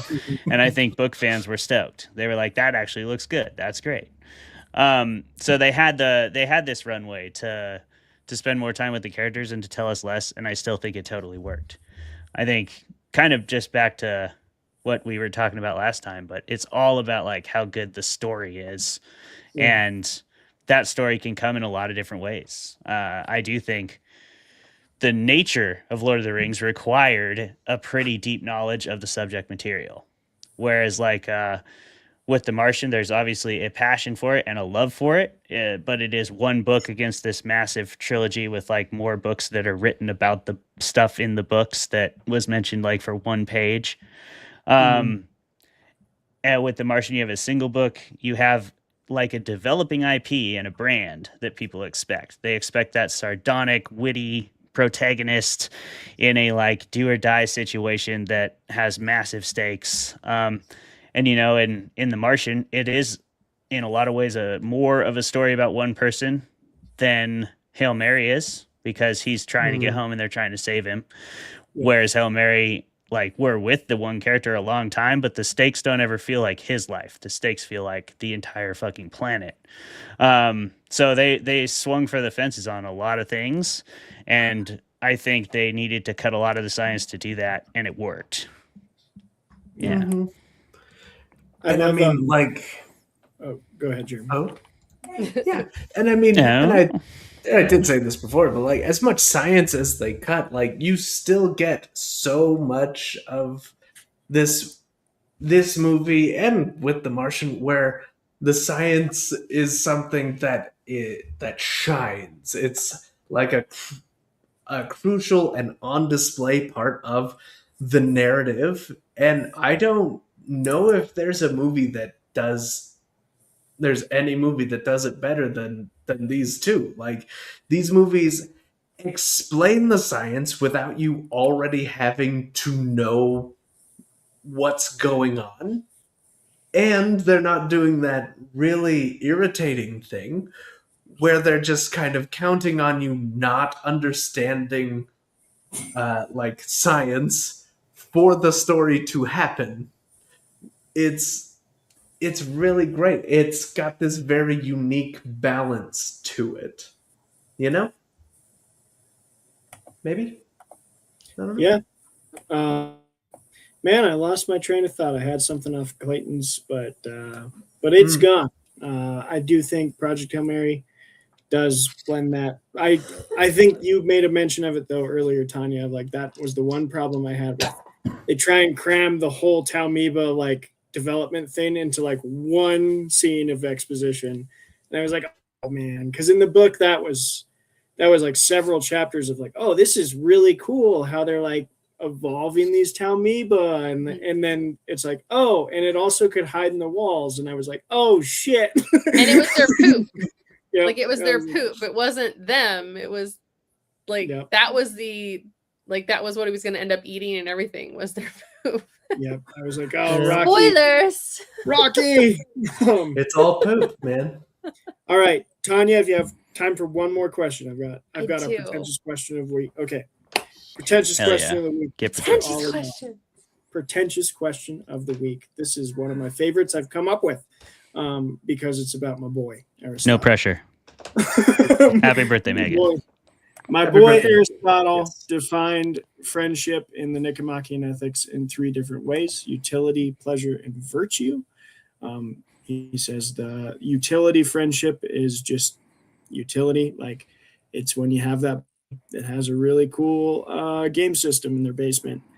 You don't really care about them as a person. You just want to play Halo. That's that happens. your utility friend. And you know what? We all have a couple of those. You bring pizza every time, and so you're also their utility friend because they're like, okay, I get pizza, he gets Halo, we're good. Pleasure is very similar to that. It's based on enjoyment and common interests. So that's like, maybe you move to a new city and you just go to trivia night and you find some people that like trivia and you never see them anywhere else other than trivia. That's your friendship of pleasure. It might be a little deeper than utility, but it's still not quite there. Then Aristotle defines the friendship of virtue is perfect friendship. It's grounded in mutual respect and commonality of trying to seek the good for each other. So that's where you'll challenge each other and like call each other out on things of like, you're trying to make each other better people. That's the virtuous friendship. So my pretentious question of the week is, Grace and Rocky, which one are they? And defend your answer, please. Utility, pleasure, or virtue? And I do real quick just want to say, I am glad we got the exposition there, because it feels really necessary to the subject. That we know the reference material here. Yep. I mean, it's absolutely a virtuous friendship, and because bottom line is this is a friendship built on inconvenience. And I think, and I'm going to stretch out my answer a little bit because I moved like 22 times. Okay. So I have specifically done my best to keep my children in one school system because I moved so often that I never was in the same school system. So I didn't have those kind of like friends. Like my husband has had some of the same friends from when he was in elementary school. And like we just went skiing with like one of them a few months ago. And also, I'm not a skier. Like, this is not my sport. I am not good at this, and I don't like it. Okay. But I really want that for them because that's not something I got to experience. And I think the best friendships are built on inconvenience. And what I mean by that is if your friendship is just built on something like utility because you have a PlayStation or an Xbox or you want to play Halo or Minecraft, there's no other thing to go on other than your commonality, and there's nothing beyond the surface level. Then what will draw you back again and again? Because I want my friendships to be those that even if I'm at my lowest, I know, and my friends know that I'm at my lowest, then they can still count on me to be there. And that's what I mean by a friendship of inconvenience. And Grace and Rocky were both at their lowest. They were alone in space. Both had watched their fellow crew members die, or well, not watched, but both had experienced their fellow crew members die. Both knew that they were the last hope for their homeworlds. And yet they were willing to do what it took to save the other and try. And that is, and be inconvenienced just because the other one mattered. And just because they found something that went deeper than, oh, you have a cool ship. I have a cool ship. So yeah, I think it's definitely a virtue friendship. I don't think it can possibly be anything else. I agree, and I do feel like their meet cute was the ships dancing with each other. So cute. After listening to you frame it that way, Tanya. I think that, yeah, it felt like a virtuous friendship to me as well. I don't know if there's like a timeline on those, or if there's like some level of expected like development that needs to happen before it's considered truly virtuous. But it seemed perfectly virtuous to me. They were definitely met those criteria that you outlined that I'm sure have entire texts written about each of them as subtexts. But the basic understanding that you've given us lends me to think that they definitely respected each other and they definitely had each other's best interests at heart. So by those criteria, certainly seems to be that. And it did seem like really genuine. Like Rocky didn't come from the same situation as Ryland. Like Rocky seemed to have a pretty good life when he was home. But like Ryland, it definitely comes as like a loner. And he doesn't really have that community back home. So for him, it's also like a new community that he finds. And I mean, that's why he goes and that, you know, he's totally happy to just stay living with Rocky. That's for sure. I don't think he's too worried about going back. So it seems like a pretty virtuous friendship that, in my opinion. What? I think there's also a darker side too, though, to Rocky's story. Like Ryland lost two friends that he doesn't even remember. Rocky lost like 20 plus. Oh yeah, we get no indication that he had amnesia. Like we get this understanding that like he watched 20 plus of his closest friends die. That's rough. Real rough. There's a lot of darkness in the subtext. Sorry, Jeremy. I think that both of you are entirely correct in saying that this is a virtuous friendship. I think, however, it is the other two friendships it evolves in stages to that virtuous friendship. Of course, they start, it's a utility thing. They're working together to solve the problem that they both need to solve. Like, Grace has a deeper understanding of science. He knows about radiation and things and how to test. And Rocky has these otherworldly, literally, engineering skills where he can just kind of create things out of a gas, and they're solid, and it's but through working together, through that utility, they develop this sort of pleasure friendship. Like, they watch movies, they find common ground and common interests when there are absolutely no stakes, when nobody's going to die if they get along.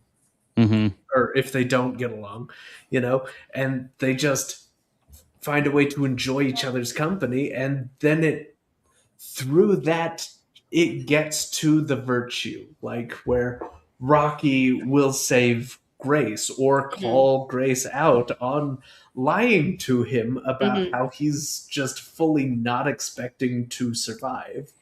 And then you get to the point where Grace has to save Rocky, and when there wouldn't be any consequences for him not doing that, realistically, that he would experience as a person. He could go back and save Earth and job done. But he is burdened by the knowledge that Rocky and the entire Iridian culture would go away. Boom. Yeah. Somebody got it. Thank you. Hey, we got Very there. end of the show. Start at 2:07 and then go back and watch the rest of the episode, and you'll know. Yeah, everything it's we're talking great. about. It'll Iridians. Yes. No, that was good. That was right. I think you nailed it. The I agree. Crushed it. I do. I will. I You're gotta pretentious as fuck right now, bro. wait. Get right in there, bud. Because it's me. I agree with Jeremy to a point. I want to push back a little, and I'd love to hear your points. I do agree it's a development, but I think it comes out stronger in the book that it skips utility, because the first encounter they have is meeting a new species, and I would say that just jumps to pleasure of there isn't. Ryland kind of isn't even using Rocky as a way to save his planet. When he first meets him, he's just holy shit, I met an alien. Rocky in the same way is trying to communicate with this other species. And I think by the time they actually reach any kind of utility, they've already established a relationship pretty strongly. But that first encounter they have is a pleasure one, where they're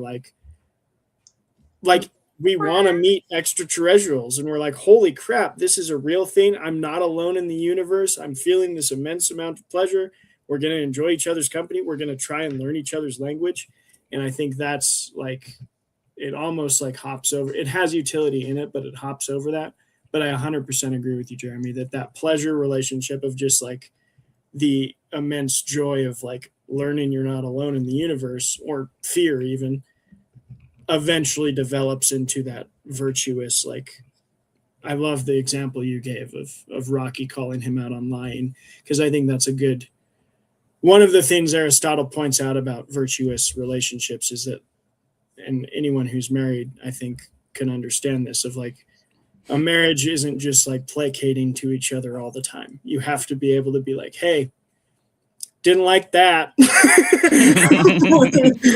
got to live together, and that wasn't cool. Or be called out and be Okay, you're right. I did a bad thing. I shouldn't have done it. Yeah. I was wrong. Yeah. Was that your move down there, Tanya, with the glasses? It's like mine is more like, you know what? The little snap. It's okay that you were wrong. It's fine. Sure. I accept it. That's very big of you. You know, admitting you're wrong is one of the hardest things to do. So Yes. the fact that you can do it with such ease is really impressive. Thank you. Hmm. Thank you. I can admit that other people are. Yeah. Yeah. It does help to be right all the time. I mean, when you have that information. Tremendous. The burden. The burden of unbridled knowledge, which all of you have now because you watched this whole ass show. Thanks for being here. Before we go, we're going to rate this thing now that we are sufficiently pretentious.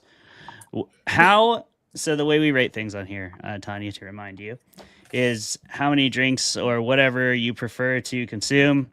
And of course, a safe and responsible manner. Do you need to enjoy Project Hail Mary to its fullest extent? And we will start with Travis. Tanya, will end with you so you can tell us one more time where to find you. Okay. There's easy mode, there's hard mode. Easy mode is you just want it's a 2.5 hour movie. So I'm really bad at math. Let me do it real quick. I can do this. I've been trying to get better. That'd be 150 minutes, right? Yes. Sure. 150 minutes. So round that down to 40. So 70 minutes. You want 2 cocktails for easy mode. 70 minutes per cocktail. Because you want to sip and enjoy something delightful. I think you should get a nice light drink if that's your taste. I'm a bourbon guy. I just don't like to stray away from bourbon, so I'm gonna have 2 bourbons, 70 minutes of bourbon for easy mode. But if you're a fan of like nice, light, fruity drinks, I think that's something that'll really complement this film because it's really fun, it's funny. The bright colors might match the colors in your glass. Do that. They 2 might. drinks. Hard mode is anytime you do this, whoa, because it'll happen quite a bit. Take a shot, and that could be for make it more whoa. That could be visuals. That could Extra be for like. whoa. So here's hard mode. Anytime you laugh at a joke, anytime you go whoa at a visual, or anytime you just absolutely love the characterization of the people. So you're just gonna be slamming shots for hard mode. That's so easy mode. Do a waterfall. 70 minutes per each. Hard mode is just whenever you have an experience of like whenever you have an emotion. Yeah, get yourself a shot. If you're feeling anytime you feel a feeling, anytime your emotions overcome that pesky science, take a shot. Get yourself a shot. Jeremy, how about you, bud? Hey, man. Let me get you on here. Now, obviously, you want to start off right. You want to either have like vodka in a plastic bag that you're sipping through a straw naturally. Honestly. Or come on now. Like a beer with the label tastefully not being shown for legal reasons. Sure. You know, you'll want to be tasteful. preset with some of those. So tasteful. Such legal reasons. Now look, what you'll want for like the most enjoyment, maybe, is like, hey, whenever a flashback is happening, so you're getting more in, you're gonna take a drink, you know? If your drink is not empty by the end of the flashback sequence, you're doing it wrong. Okay? Or, right, Sure. whenever science is going on. Now, if it's science happening during a flashback sequence, you gotta go fast because you gotta finish it during the science, and then you've got to finish the refill during the flashback. That's just the rules. I don't make them up. I just think them up and write them down. That's different. It's different. It is different. Everyone. Yeah. And then you'll feel you'll feel smart enough that you're explaining the science to Ryan Gosling by the end. Right. And you'll want that. All right. Whenever the Great. science is sciencing. Whenever the sciences. Exactly. I am going to say easy mode is take a half-liter Camelback and fill it with whatever drink you want. And then sip from the Camelback and be done with it by the end of the film. You can play whatever game you want. At the end of the day, this is about accomplishing a mission, like Project Hail Mary. And the stake of the world will depend on it. You don't know. Butterfly effect, like anything could kick something big off. Maybe it's you failing at this. Don't do it. Don't take the chance. And then if you want to play hard mode, then just put straight vodka in that Camelback and do the same thing. God. Extreme hard mode is like Ryland had to do. Extreme hard mode is tequila. Yeah, extreme hard mode is tequila. Extreme hard mode that's subjective. For me, it would be wrong. I would die. I would literally not. I think it's cask strength bourbon. That's bad too. Tanya? Johnny Walker's extreme hard mode. A whole liter of Johnny Walker. Just getting warm in some plastic. Just getting started. Just like, all right. So if you've ever seen me at any con ever, everybody knows like I constantly have like this gigantic sippy cup or like a juggie or something filled with water because I'm like always hydrating. So it will always. I thought you were setting yourself up to say filled with whatever you're gonna tell us to drink. Yeah, you never know. Pre-game. Straight gin. So I'm always going to have my water with me because I'm always hydrating. So we'll always have that on hand no matter what. I do love the idea of just staying on brand and having the baggie of the vodka. Preferably like a little vodka cranberry though, just because I'm just again, and also pink. I want it to be branding. Yes. If we're gonna go hard mode though, I think we need to have that as well, but we also need every single time fist my bump. Sure. Ooh. I think you need to take a shot. That's good. I can't believe I forgot that. Yeah, fist my bump. Actually, you take a shot. I like it. Yeah. I think you've got to. And if you get the because there's instances where it's like fist my bump and fist my bump back to back. True. So you're like they're hucking it around. You probably also want at least one shot when Rocky eats. No, he went that was a change from the book that I really appreciated because in the book he's like embarrassed to see Grace watch him eat. Yeah. But in the movie he's like, look Proud how beautiful it is. It's beautiful. What is your problem? I thought that was a good change. Beautiful. You sleep, I watch. Yeah, you sleep, I watch. Yeah. There's some great quotes in that film that we didn't even touch. Sweet. And that's okay, because we just snuck a couple in there now because Tanya knows how to do that. Tanya knows how to sneak it in there when it needs to be done. You accomplished the mission, Tanya. Where can people find you to read your stuff and interact with you and whatever else? I'm mostly on the gram or threads, Tanya.Pell. You can find everything about my upcoming books and events on TanyaPell.com. So yeah, I've got like I said, the next book, This Bee Just Won't Die, comes out this October, and I've got a few more. And the book after that comes out in the following fall, and I've got a few more secrets down the pipeline that hopefully I'll get to announce a few soon. So, all right, that's exciting. We're excited about it. Go check out Tanya's website and Ah, puppy. Oh, he's a sweet little baby. He's a baby. Oh. This is good. It's good to see him because he's been in the whole episode. Yep. No, that's the letting us barking. know. The barking one is absent. This one's not the barking one. Oh, Yeah, okay. he's just a good boy. He's such a good boy. That's Vinny. That's Vinny. This is Vinny. What's up, Vinny? Yeah, but he's just a little guy.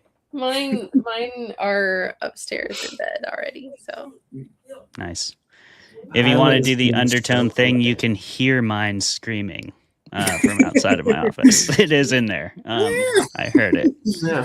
it's not ominous at all. No. She's totally fine. She's extremely happy and healthy. She just has to Drama. scream. She screams She's everything. Also dramatic. I mean, know? so do I, honestly. Yeah. Mood. She talks exclusively in Scream, and I have to admire for the dedication. Commit to the bit. Yeah. Commit to the bit. And Tanya, you did that like absolute legend tonight. Thank you so much for coming on the show. Thanks for having me. Hell That's yeah, what she it was so said. fun. Got Fun, one in so there. fun. Thank you, everybody, for fermenting some fiction with us. Please do like, comment, and subscribe. I know this is like an obligatory statement, and everybody hears it on every podcast, but it really does help the show. So please do it. Because you know what? You can't stop us from doing this show, but you can help us do it. You have the power to do that. Again, think about the butterfly effect. Think about that little drop of water that Malcolm dropped on Ellie Sattler's hand. Just think about how you could be affecting the fermented universe. Wouldn't it be great? And you can go buy Tanya's book, and you can see when Tanya's coming to your city, and you could go get that book signed in person and buy her other books. You could. That would be really nice. I'm insane. Wouldn't that be sweet if they all did that? It'd be so cool. So yeah, please do all those things. Come to the Substack, say hi. We have a members only Discord and lots of other cool shit. Thanks for fermenting fiction. Tanya, thank you so much for being an amazing guest. Travis, Jeremy, thanks for hosting. Thank you. Goodbye. Oh, yeah. Later.